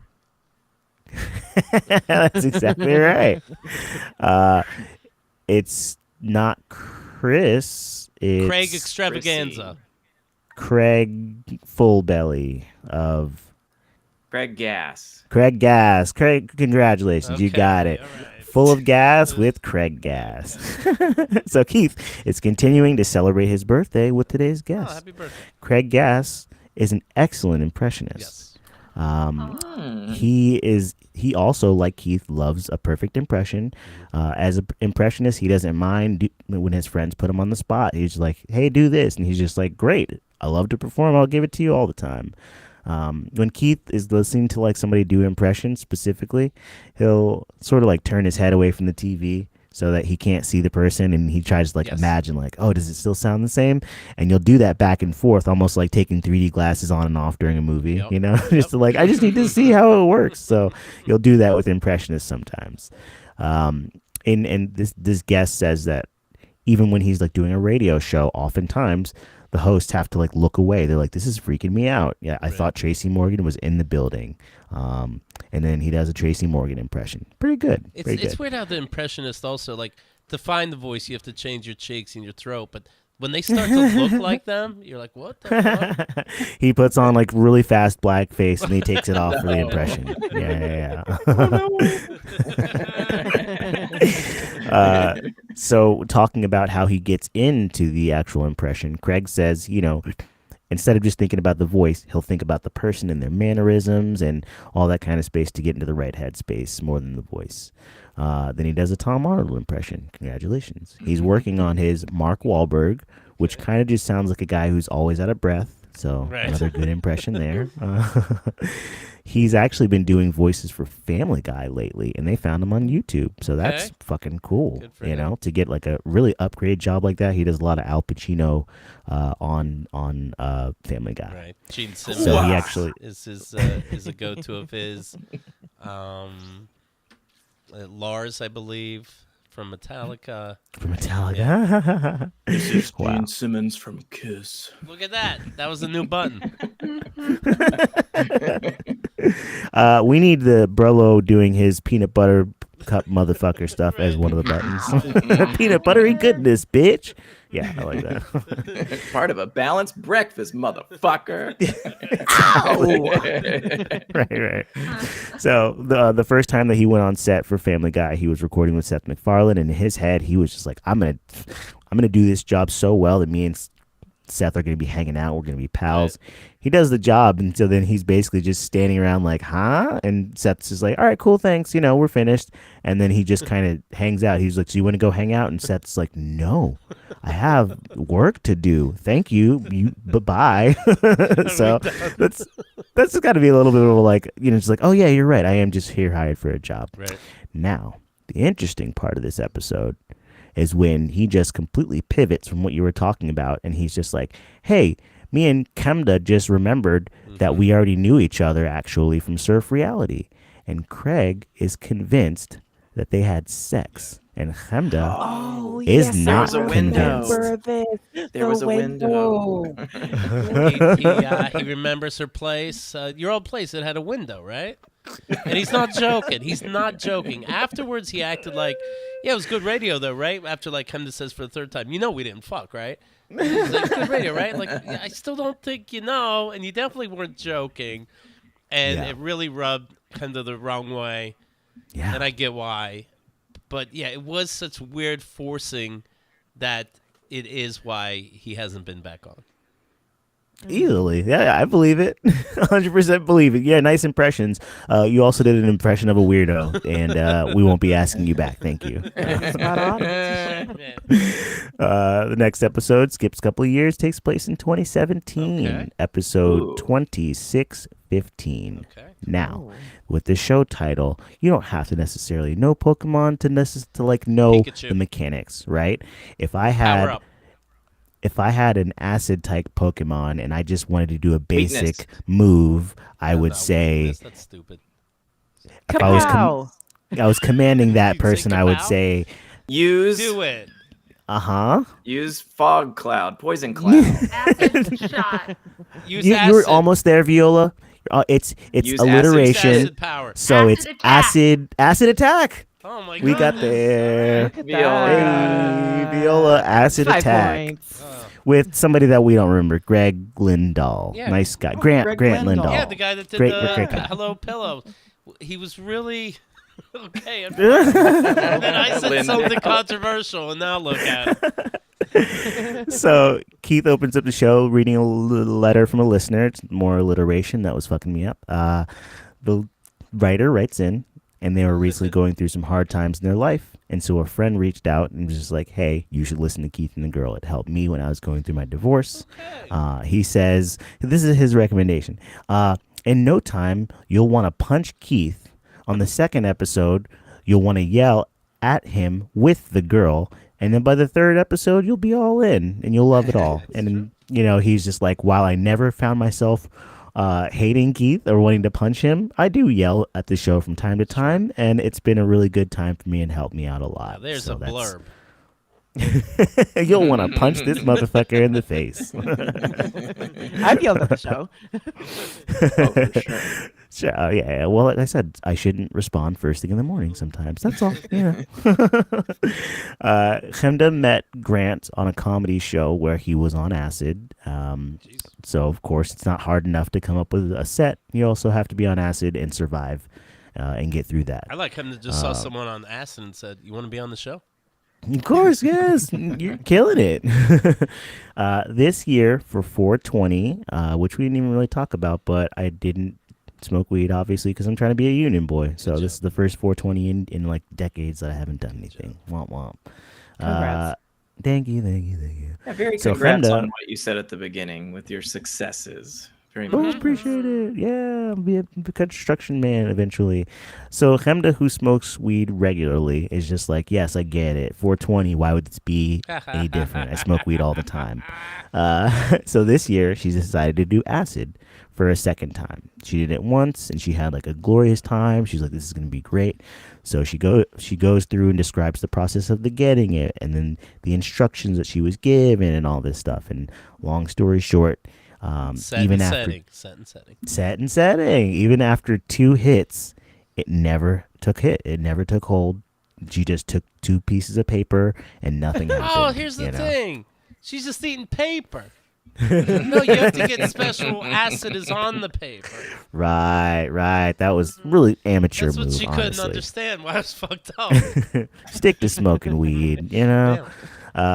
So then Grant jokes that he was just like, oh, well, here's what you don't know. It's probably just lying dormant in your system, and you'll probably feel it like 10 years from now. And Okay. so you ask him if he's No. ever had... She's feeling it right now in Thailand somewhere. That's not the way the drugs work. That's not the way it works. That's what I should have said to Hemda. She's like, are you drunk in the morning? I'm like, I think this is from like 3 months ago. I'm having a flashback. I'm having a memory of being drunk. It's very weird. So you ask him if some bad trips, but never like anything like these, acid flashbacks that they talk about. But when he was 16 and he was straight edge, this was years before he started doing drugs or anything, and he claimed that this was part of the thing that kept him straight edge, was he's at work, and a coworker went to crack their back, as you normally do, do a little bit of a twist and hear a pop. Right. Apparently, they had, in that moment, an acid flashback, and it was snowing outside, and they started freaking out, and they became afraid of the snow, and they were like inconsolable for like 3 hours. And he was just like, well, that'll keep me from doing drugs. So whatever that was, whether it was a drug flashback or something, I'm not a scientist. I don't know. But it was a story that was told. So I think movies do this stuff to us. Like your brain wouldn't know to like go to a flashback scene where you're in the snow all of a sudden. Like you saw it in a movie one time, and now your brain's like, oh, I'm gonna do that later, motherfucker.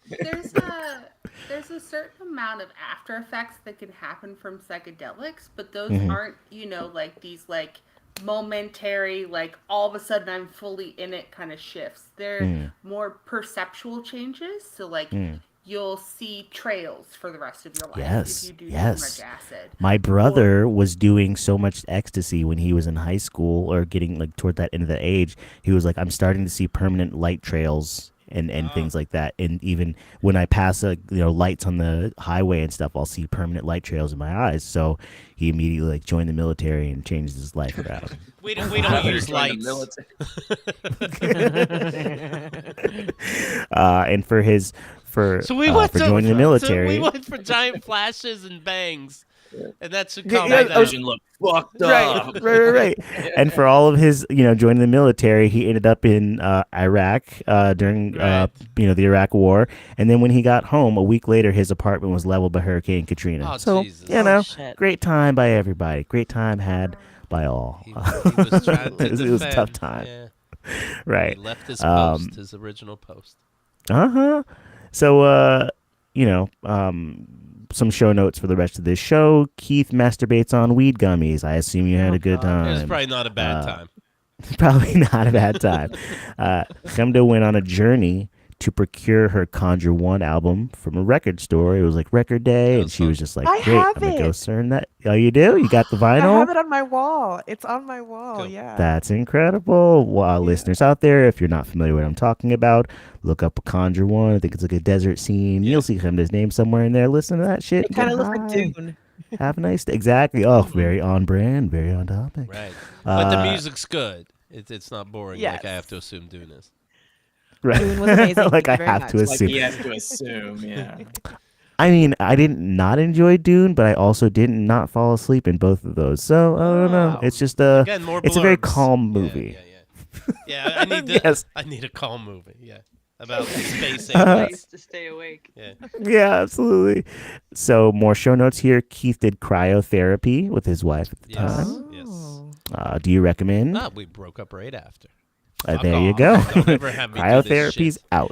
It was it's goofy. It wakes you up. But okay. Sure. It's for rich people mostly. Well, anyways. I can't even, but I'm different. Like to get whatever you get out of it, I guess it lasts for a couple hours, but then you got to do it again tomorrow. Yeah. And I know this is how life really is about supposed assisting in recovery. Yes, It's about yeah, assisting in I don't recovery and have to worked that you recover. don't do. Yeah, I don't have to You don't work out, recover. so No, you don't need to recover. We hear you. We heard you. So, Shade.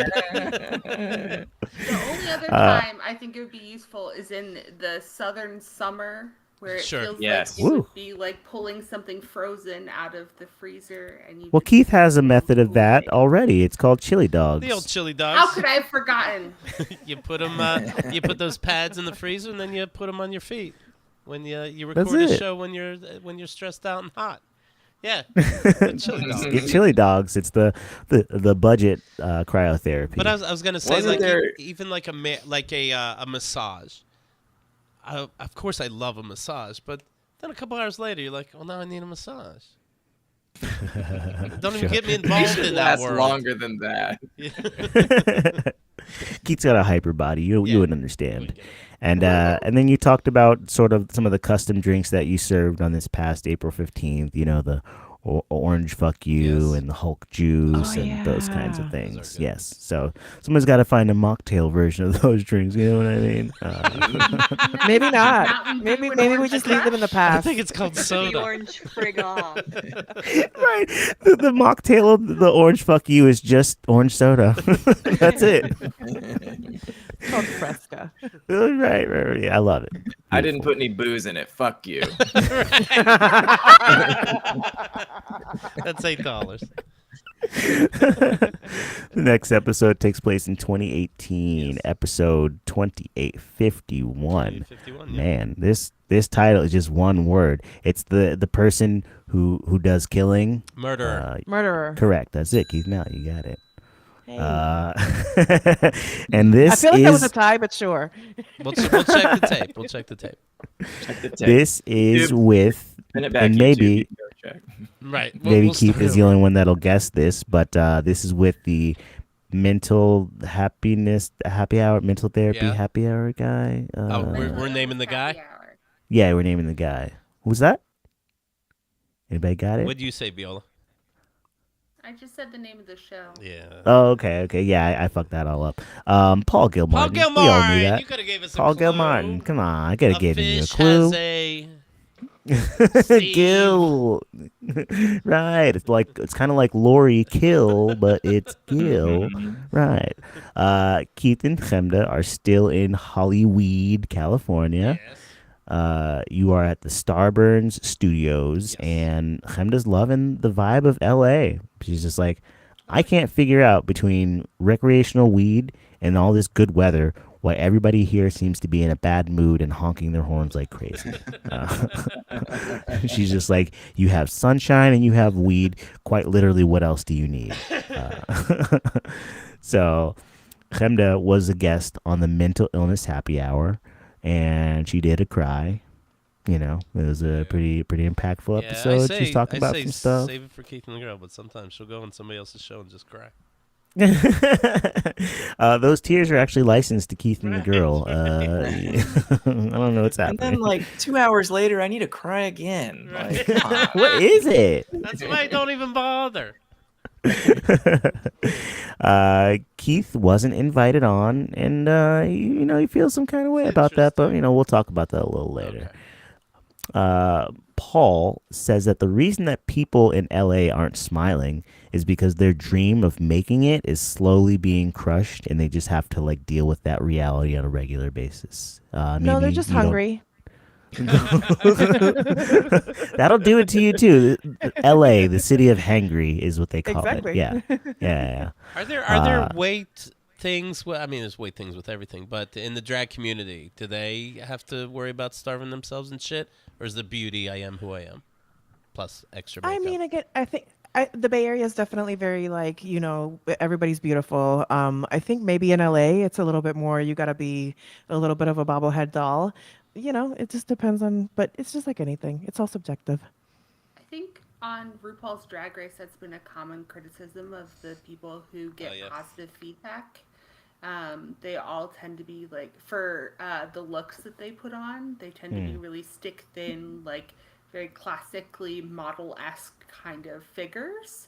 Who, what is the famous quote from Valentina? You could put on a diaper Oh, you could walk out of there in their diaper and they'd say, Valentina, your smile is so beautiful. Mm-mm. Wow. But And it's just like Valentina was anything very in life. classically attractive. Exactly. All right, body positivity for the win. You know, plus size queens are just as valid. So, look at me, I know stuff. Yeah, I but think. it sounds like I didn't. No, I was taking from your notes, is Okay, what it was. okay. And I think that was a valid question. Absolutely, Keith's woke AF. Keith and Chemda are I hope obviously. Keith's not going to be from- woke all the time. A fact. Keith and Chemda are obviously from New York City, and Paul is from Chicago. Keith asks if he notices that everyone in LA, he's like, do you notice that everyone is just fucking impatient and cranky? And Paul says, we're situated in the San Fernando Valley, and it's considered to be almost like the flyover part of California. It's a little bit more suburban, it's a little bit more boring, but I like that about it. And he was just like, the people who take show business too seriously, they live on the other side of the hill, and I let them stay over there. He's like, it's a lot of posers and sycophants, and he was just like, there are grounded people in San Fernando Valley, grounded, normal, happy people. And so he said, people on the other side of the hill is where the stars live, and where he lives is where the crew lives. So that's kind of like Okay. nice way to think about it. Paul is 14 years sober. Chemda's asking, she was just like, with all this recreational weed and stuff, don't you miss it? And he was like, I more miss the ceremony of weed than the actual feeling of being high. Don't you miss he's a it? But I can't put a shot glass in front of Jesse Joyce. Interesting. Interesting. He used to actually grow weed in Chicago in the 80s, but unfortunately for him, it would only enhance his already present depression. Like he just didn't. Bummer. Yeah, he didn't respond to it the way that everyone's like, oh, it's going to make you happy. It's going to make you this. There are times when I'm just like, oh, I'm only focusing on the bad parts of my life and I can't get out of this spiral. I shouldn't have gotten this high. So, yeah, it affects everyone differently at different times, set and setting, all that shit. Learn your Yes. strains. I will say there's something Yes. about the ritual, and somebody put it like, there's just something magical about putting something in your mouth and lighting it on fire. Like it's And I just control glorious. it with my breath. I don't even need, look, no Yeah. more hands. I'm just doing it myself. Crazy. Yeah, I really am convinced that they could fill a vape cartridge of just water, and even just the act of just the inhaling and the blowing out. You're like, oh, there's my stress. I'm breathing it out. I'm Oh, not, they have those. Oh, I gotta get I one bet then. they do. You're just taking like regular saline and doing that in your nose. Like, it does feel like, and you know, we all got to get by. Life is fucking horrible, but I living in New York City, you see somebody with a pacifier everywhere you look, and it is a little Oh, sure. interesting. Yeah, man. The people that I hang out with, their vape is in their hand like a security blanket. Yes, You yeah. know, whether or not they're hitting it, it's just attached to their hand, and it's just like I've even hooked up with somebody before. Like he's going to bed and he's got it in his hand. He's just like, I just feel better having it close to me. Viola? One of the oldest psychological theories was like Freud and like the oral fixation stage, like where we literally enjoy having something in our mouth to stimulate us. And Yeah. his idea was basically that you could get stuck there. And so all the rest of your life, you'll just be trying to like fill your mouth with different things. Wow. Yeah, I totally believe it. I And totally I was feel like, it. Picture they put a pacifier about on chasing my the asshole. dragon. Yeah. And they've just given us the permission with these vapes to just be like, look, you don't have to look like a weirdo. You're not sucking your thumb. You're sucking this vape, and you can exist in society. So, Keith, you ask him a little bit more about his depression, and I'm he's just still like, stuck on the sucking titty stage. I just that's gotta. a different psychological theory. There's Melanie Klein talks about the good breast and the bad breast. One of my Drag most him. memorable- Oh yeah, you have two breasts in your head. It's the one you suck. That gets Yeah, bad, basically. right? Yeah. It's the one who Basically. One of the cool things that my mom loves to, because we're pretty open, pretty people. She loves to say, "Oh yeah, Jerome wasn't a titty baby at all. He did not want that." And so I wonder if that has to do with something about how I turned out. I don't know. That's how she knew Not right a titty away. baby. She's like, yes, son. No shit. Right. You're like gold star gay who? There's nothing Oedipal about these comments at all. Paul is going through a divorce, and he's actually finding enough dopamine release just in like an online golfing game that he has, whatever. So he's like, believe it or not, I really don't need booze or drinking or anything. I've got this golf game. It gives me great dopamine release to beat people online, and that's how I'm dealing right now. And so you think he's seen this golf VR? He might die. he's if he losing sees his that. fucking mind. He's getting a high off of that shit and passing out. Just mainlining VR. No, of course. He can't take this shit off. It's very weird. You ask why Keith wasn't asked to be on the show, and Chemda's just like, Keith just, he just got a divorce. He just quit drinking. And he seems, when we ask him how he's doing about it, he seems to just kind of be very whatever about it. And Paul says, sometimes it's hard to know if people are in denial or if they just feel their feelings less intensely.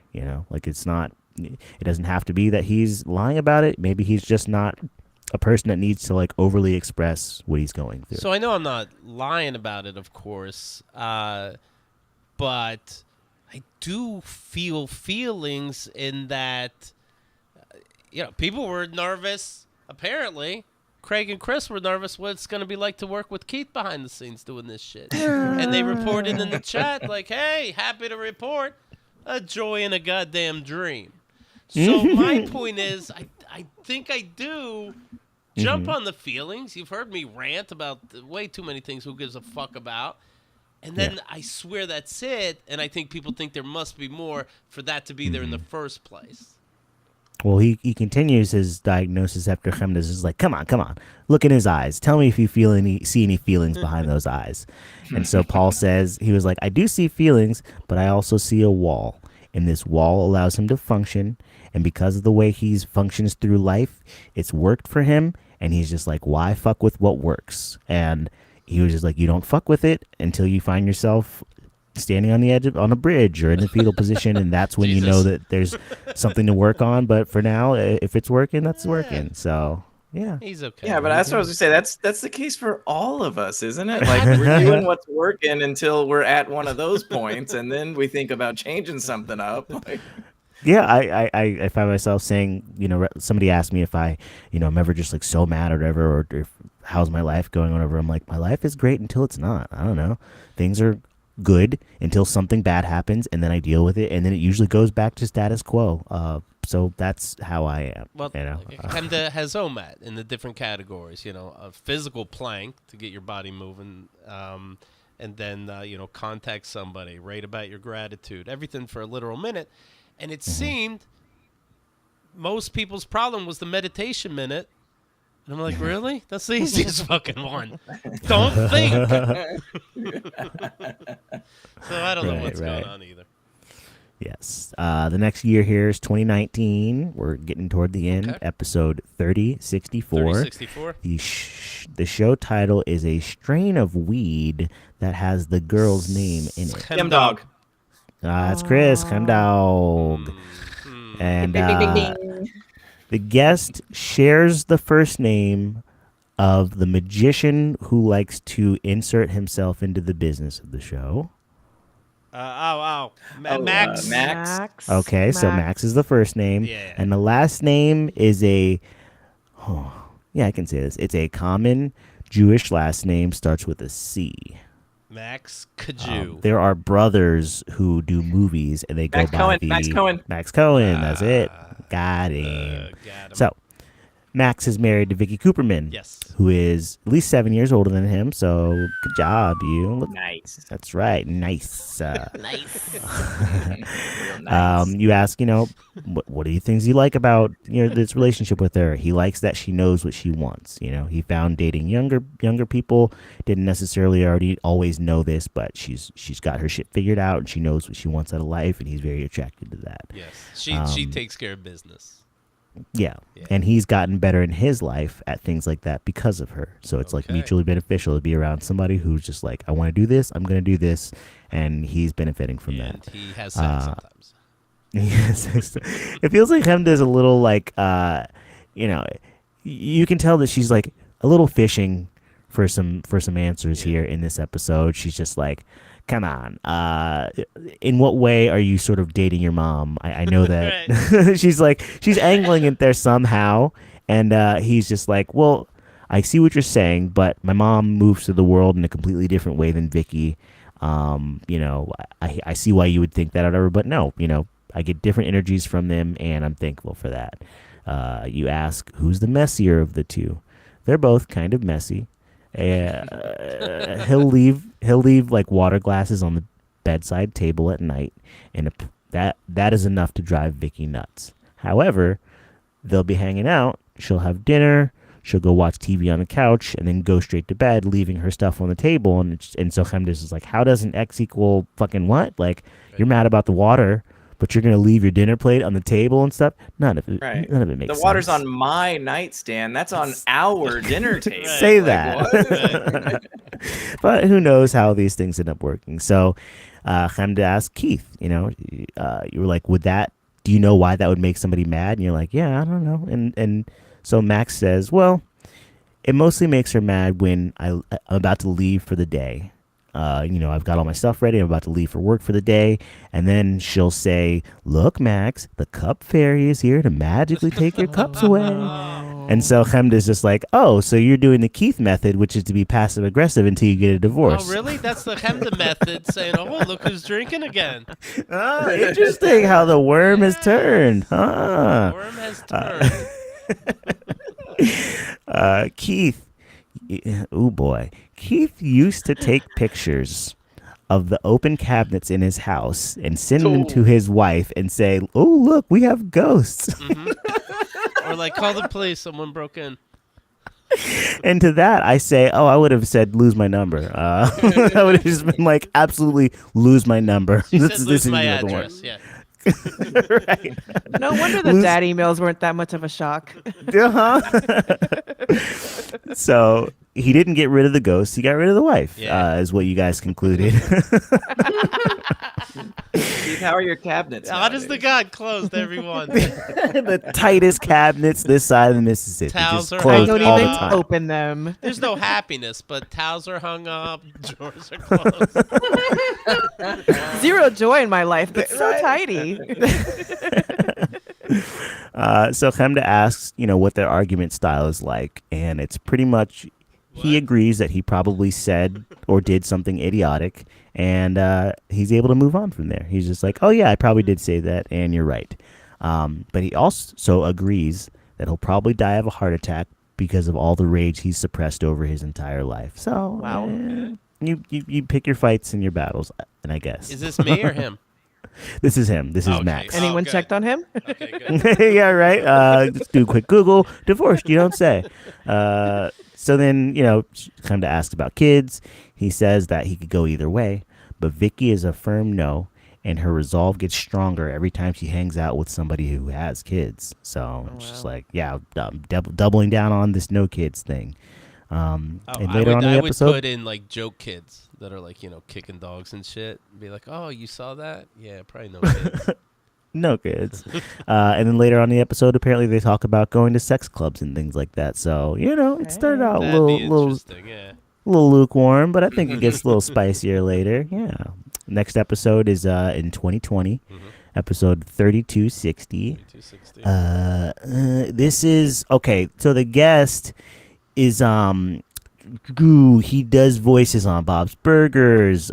He does voices on Eugene Merman. Yay! Now he 10 points. he did a movie, and it's the title of the movie that he did. Maybe no one is gonna get it, so I'll about give improv? it to you. Yes. Okay. And all right. So you don't got to make me look stupid. I know it's about him. Is it called Let's Go Get 'Em, Boys? It's called Zip Zap Zop. No, it started as a joke. That would have been way too long to get. Start that as a title. joke. Oh, Chris, it started as a joke. Oh, that was it. Okay. And somebody knows silent trailer rules, you know. okay. Once again, we're back in the pandemic time, so we just got to go relive that for a second. People are Is loving. anyone else? I'm still carrying masks in some of my jackets. Like I think it's like a fear, like a Oh, I still have one in my security fanny bag. pack. Yeah, Yeah. it's I like mean- this mask needs to be here. Like Yeah. I can't didn't take have it room out. in my purse the other day for something, and I'm like, I guess I can get rid of this fucking mask. Like, what am I doing? What am I still doing with this? Oh my god. Viola, mask Yeah, thoughts? Some people still mask up. Yeah, it's case to case, you know. That'd be me. Right. Yeah. Some people still mask up. I'm immunocompromised and on 2 immunosuppressants, and so I'm constantly masking. Yeah. Nothing cute about that. Hello. I think it's a good practice to have masks. As climate change happens, more and more things like the pandemic will happen, and Mm. there's Yeah. You don't You don't want to have be to caught buy out a new there. mask. I it'll just- be the toilet paper of the next pandemic. Right. Yeah, Yeah. absolutely. Don't get caught with Yeah. your pants down. Yes, absolutely. Yes. Keith offers to explain. Oh yeah. Everybody's loving Keith's Fiona Apple review after the last Oh, episode. they weren't afraid You I was going listened to this. review that album every day? No, absolutely not. But they were loving it. I hope he's not going to just do chick album reviews. And so Keith offers to mansplain that album to any women out there who didn't understand the yes. I lyrics. took it in deeper so- than most people are able to. Right. Eugene has actually been on the show before, episode 1741. If you want to go listen to that, it was like 7 years prior to this. So that's cool. You guys are getting celebrities sprinkled in all over the place.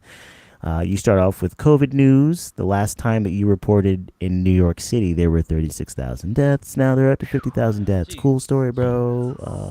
Yikes. Yeah. Keith asks Eugene, are you like constantly refreshing the news? Are you looking into stuff all the time? And he's just like, yes, but also, I just try to like focus on being there for my kid. And, we just try to focus on that. Okay. So 2 domestic cats have been tested positive for COVID at the Yep. time. And we're just like still figuring out like what the fuck it is and all that kind of stuff. Just, living through trauma again. Love that. Eugene is in Does it Massachusetts. trigger you when you hear these old things? It triggers you about COVID, life being so fucked up? 2016 and 2020 are like the years that I don't enjoy reviewing those years because like every time I have to just get back into that mode of like, oh yeah, Trump just won again, everybody's fucking sad about it. Right. And then it's just like 2020, oh yeah, where was I during this time? Walking around a grocery store and wearing gloves to grab groceries again. Don't love this. Right. I had sent Keith a little preview of that animation that played, and I named it Chu Vid, but it was all lowercase and one word. And then I looked at it later, I was like, oh, Chu Vid. It's like Chu Vid 19. Right. So yeah, Eugene lives in Massachusetts and he has a nice yard and he's able to spend a lot of time with his 3.5-year-old son out there. They don't have to really interact with too many other people. They get the groceries delivered, so he's living like a pretty safe life and trying to cope the best he can.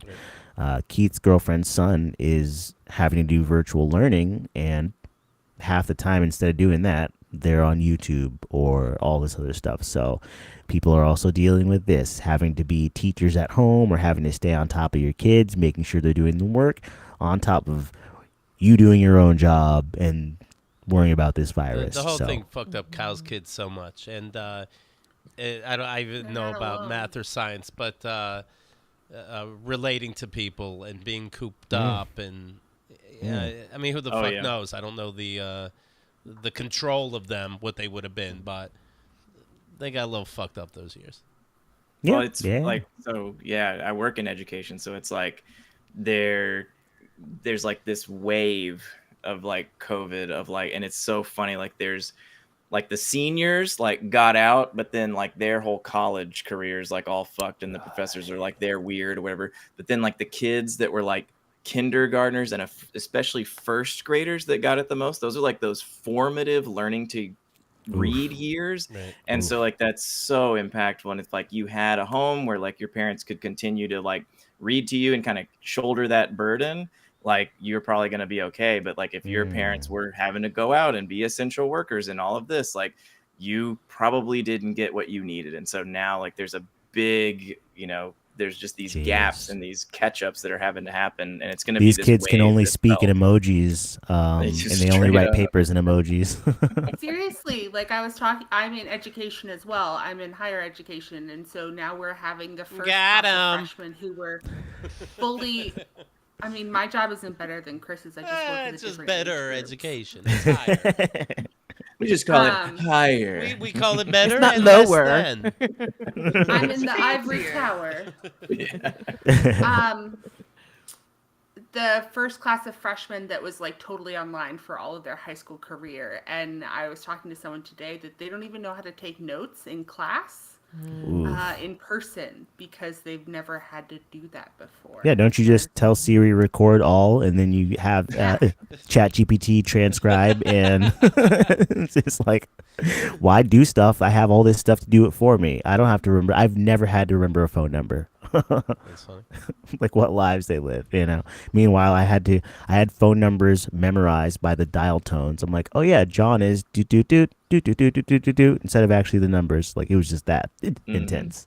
I think on Marvel they could do a TV show where just about normal people, what happened in that 5-year blip. Okay, sure. I'm sure it would be better than the Scroll show with Nick. I'm not going to talk God. about it Nick anymore. Fury Yes, It who was real cares? bad. Exactly. Bad, Yes, bad, that bad. one. Yes. We all know that one. Shouldn't have even attempted. People in New York City, get this, are being fined $500 to $1,000 for not social distancing. What? I can't believe we lived through that. Yeah. That's fucking wild. Yeah. You guys Remember are partying, the- and we're gonna find you for it. Right. Remember the videos like back before we were shutting down when it was like Italy, that it was like the mayors that would go on TV and yell at people like, stay home. What are you doing out there? And then there would be the videos like surveillance videos of like people hanging outside of their house, and all of a sudden you see them rushing in, and all of a sudden you see like a cop car coming in and grabbing the Oh my chairs and like gosh. throwing the chairs in the back of the truck. Right? Yeah. Yeah. Holy shit! Wow, man. Dark time. Meanwhile, everybody says they hate parties, but all of a sudden you're told you can't have one. Right. You're So like, who are most you to tell important me I thing. can't hug strangers? Oh yeah. Some places are trying to open up again. It's only fucking April, and people are just like, no, the warmer weather's coming. It's gonna kill it. We'll be fine. Yes, yes. Vegas being one of those places is like, we got clean air. We'll be fine. Everybody relax. Later on in the episode, you discuss Eugene's documentary, his wife's death, and a bunch of other things. All right. So give it a lot of listen. And the last episode we have here is in 2023, episode 3658. Okay. You like, if we're talking about like aliens, and then we're talking about the people here on Earth, you would usually call them Earthlings. Okay, I see why you would think Right. that. We had no other options. So let's say like there's aliens, and then there's animals, and then we are Humans. Humans. Okay. What? What kind of Human humans? nature. Human beings. Humans being. Right now, Keith. Humans being. Whoa. Oh, man. Makes Wow. us Okay. Humans being. Oh, you're together. I didn't even have to give the twist on there. You got it. This is great. And the guest we have on here. Sorry, the button's still going. The guest we have on here has a brother that they would often appear on the show with, and they went by a different name. MJ the last Neffel. time we did it. MJ Neffel. Woo! Good job. The last time MJ was on the show was Molly in Neffel. 2017. Well, they were going by Molly back then. Yes, in Thank you. episode 2017. Thank you. Molly talks about MJ talks about getting top surgery, Right. and they had this joke on Twitter about all they've really wanted in life was to be a trashy man sitting on the front porch with no shirt on, drinking a beer, and just like Randy from Trailer Park Boys, and they were just like, I think I can finally do this now. post top surgery. What if? Yeah. So What if? Okay, just between us. What if there is no such thing as transgender? But we us guys get through life easily being assholes and scumbags and losers that God it looks attractive. that's a thought. I And you was had on that. the train at the very beginning. I thought you were going somewhere like, what if we just let women also sit out on the porch and drink beer with their Sure, top I mean we're off with spitballing these- yeah. again, just between us. Yeah, absolutely. What if God was one of us? Good thinking. Oh, let's just keep having thoughts, everybody. Love it. So MJ considers himself to be pronoun expansive in this moment. They go by he, she, they. Sometimes people will use she, and she's feels apologetic in the moment of just like, or the other person is just like, oh my God, I'm so sorry. I called you she. I go And by then the clothes MJ they're is- wearing. That's the secret. And then MJ is just like, relax. It's okay. I'm not biting your head off. I am all these things. I'm figuring it out. We'll figure it out together and whatever. It's not a big deal. Remember, and I'm not complaining. I hope you know that because I am, of course, 2024. I'm almost 2025, to be honest. Remember when you just checked the Adam's apple and that was the end of it? What a world. Okay. Do remember We're that. just talking. I'm not complaining, I was just said. We're talking. I was gonna, to your clothing tip, I was gonna say one of my favorite phrases is all clothing is unisex if you quit being a little bitch about it. Right, but everybody laughed when I bought women jeans, so fuck me. We're all born naked and the rest is drag. The rest There it is is. just drag. Oh, it was dragging when I was born, yeah. So, but amongst close friends, Hold on, MJ. just so you know, Ah. I was talking about my penis. Oh, perfect response. Thank you, Karen. Karen! So MJ is fine going by she, but then amongst close friends, a lot of people refer to Molly. MJ, look at this. This is I'm reaching that point in the show where I'm very tongue tied, if you can't tell. gotcha. MJ will go by he amongst friends, but in public they use they. So it's literally just whatever Yeah. you end up saying So we don't have is a what chance, I am is the at this point. moment. Right. We It's like Eminem said, I am whatever you Yeah. say I am. If I wasn't, then why would I say you I say am? I am? And then something Correct. about bathrooms, and no, I won't sign it, right? MJ has a habit of shrinking themselves just in general and asking for the things that they want or need.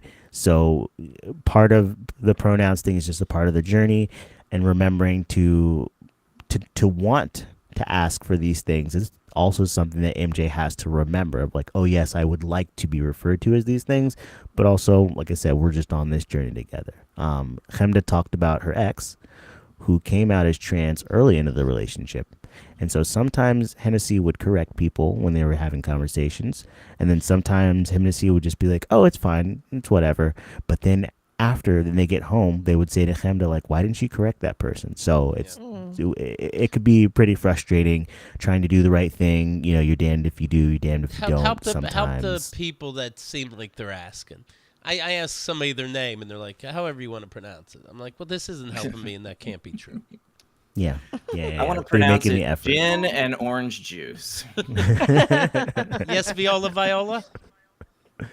Just to provide the other person's perspective, Yes. like trans clients I've worked with have often said that they don't feel like they have the energy to do that correction that day. Sure.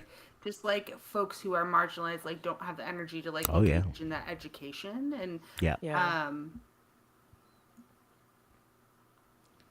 But I'm just saying, want to, say like, he have instead. that perspective be part of it. I'm thinking he, she, or they. You say instead of saying I don't care when you do care. Sure. You Sure. know? Absolutely. That's it. Yeah. If you, That's especially it, if the person's community. making an That's effort. all I'm saying. Entire community. But then there would be people who would hear Chemda misgender Hennessy, and they would, have this attitude of like, ooh, see, like you can't even get it right. How am I supposed to be expected to get it right? And it's just like, shut up. That's so Right. shitty. Fucking shut up. Yeah.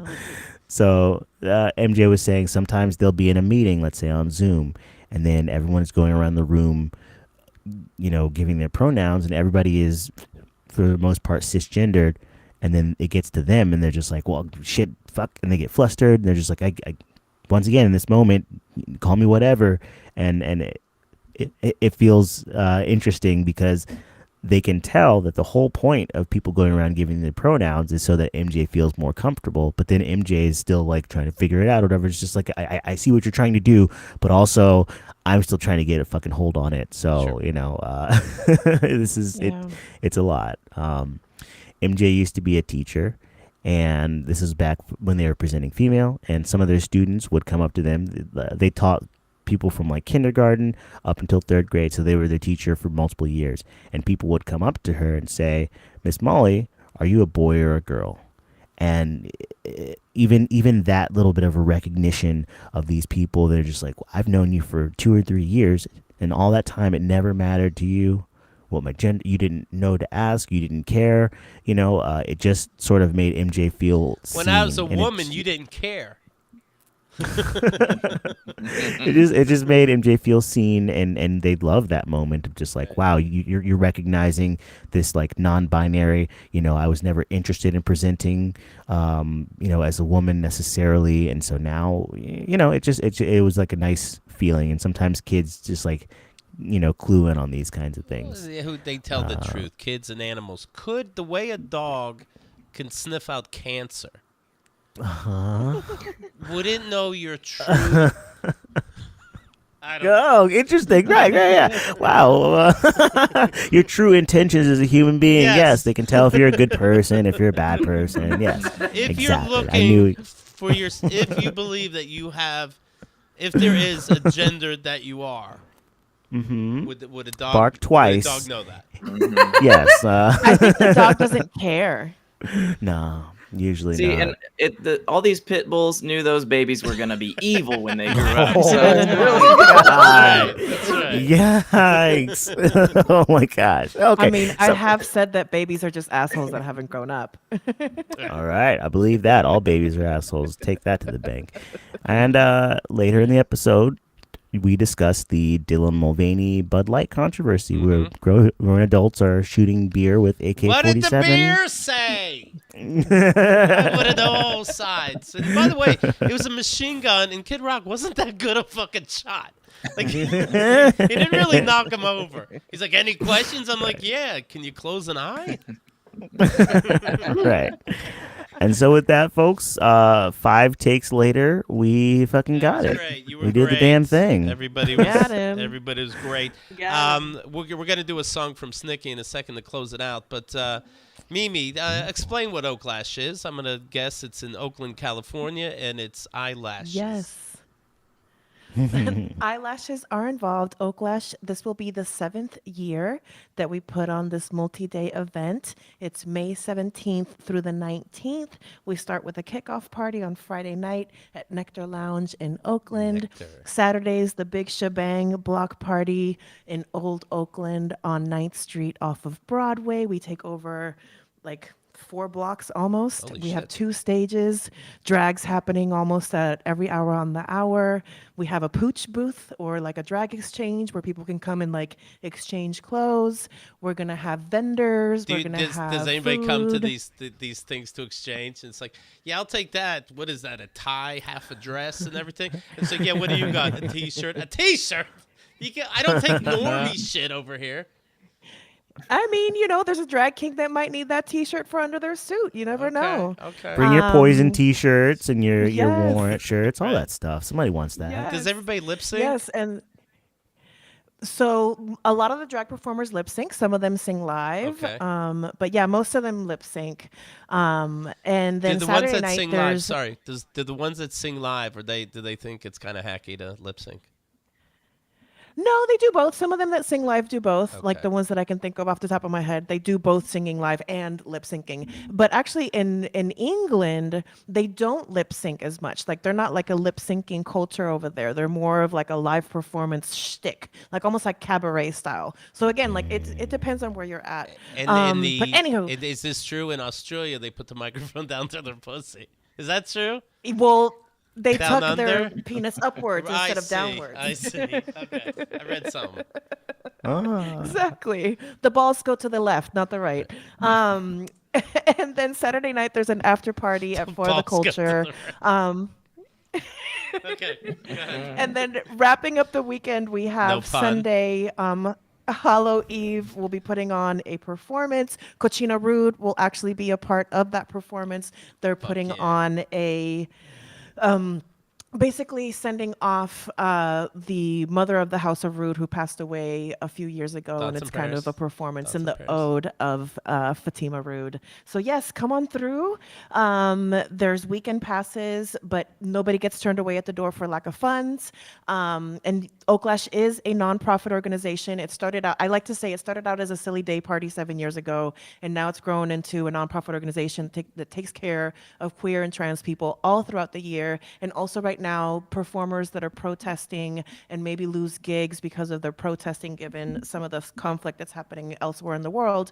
Oaklash provides what they call the bad fund, and if you've lost jobs due to your protesting, Oaklash is there to help you out. What's the big one?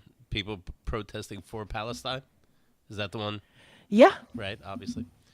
All right. Yeah. Is what day? And drag is increasingly trying to be criminalized around the country Yes. as well. Yeah. Right. Exactly. What day? What day do you guys burn the Bibles? That happens on Monday. Okay. That's behind the scenes to get us amped up. What do you do there? Like, it sounds like you're really fucking invested. Well, my bestie is one of the founders. Shout out Mama Celeste, who's also one of my drag mothers. Okay. I her started pizza. out again. Yes, you Yeah. have eaten her pizza. I started out as a photographer the first few years. I would just show up with my camera and take pictures. Some of my pictures have actually ended up in the newspapers because of that. So thank you, Nice. Oaklash. And last year I got promoted into volunteer coordinator. And this year is my second year being volunteer coordinator. I went into it a little blind last year. I learned a lot. Now I'm applying it this year. So if you are in the Bay Area and you want to be a part of this amazing team, please go to oaklash.com, sign up to volunteer. You get to work with me. Come on, that alone, sold. I'm telling you, I assume they'll get a T-shirt too. I'm looking at your T-shirt, and every time you bring up Oaklash, Yes. man, they really pop. So good for you. Thank you. That shirt is phenomenal. Their merch is to die for. Look at that. And every year it changes, so you have to be there to get the one that's that year. This will not be around this year. Right, but the tits will. So, well, thank you. Okay, so I'm hearing that. Does it real quick when they talk their dicks Yes. into their assholes? Can they really fuck themselves if they wanted to? Well, Can they get the head actually, in it's and like then, the like, balls pop? go back into the crevice, and then sometimes the penis goes in there. Sometimes it gets wrapped around to the front. Sometimes it's to the back. Different people, different strokes for different folks. Can anybody stroke their own asshole? You can. Say that. Well, that's sweet to say. Thank you. Thank you for Say listening. that. Excellent. Snicky, I don't know what you're thinking, Yeah. how we wrap this up with some song that's probably written disgusting but sung beautifully. And, we don't judge words here. Snicky, what can you play for us? Beautifully. You heard I me. was gonna give you a little RuPaul. Oh, please. Hey, please. Yeah, for the tone of the evening. Are we going to work Yeah. it and twirl? You guys ready for that? Yeah. I do know something. Okay. You ready for that? Yeah. Yeah, you know how to twirl. You know how to Shantae you stay. Yeah. Oh my god, I love you guys. Hey, kitty girl, it's your world. In the disco heat, you're the... Oh, I already fucked it up.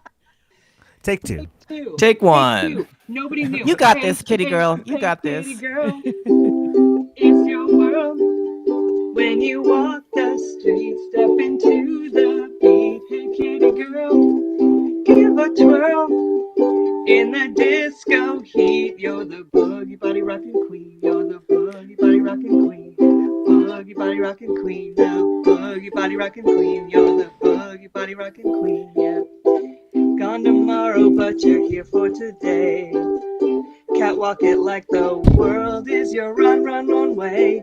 People say that when the dog is away, kitty cats are gonna come out and play. Yeah, kitty girl, it's your world. When you walk the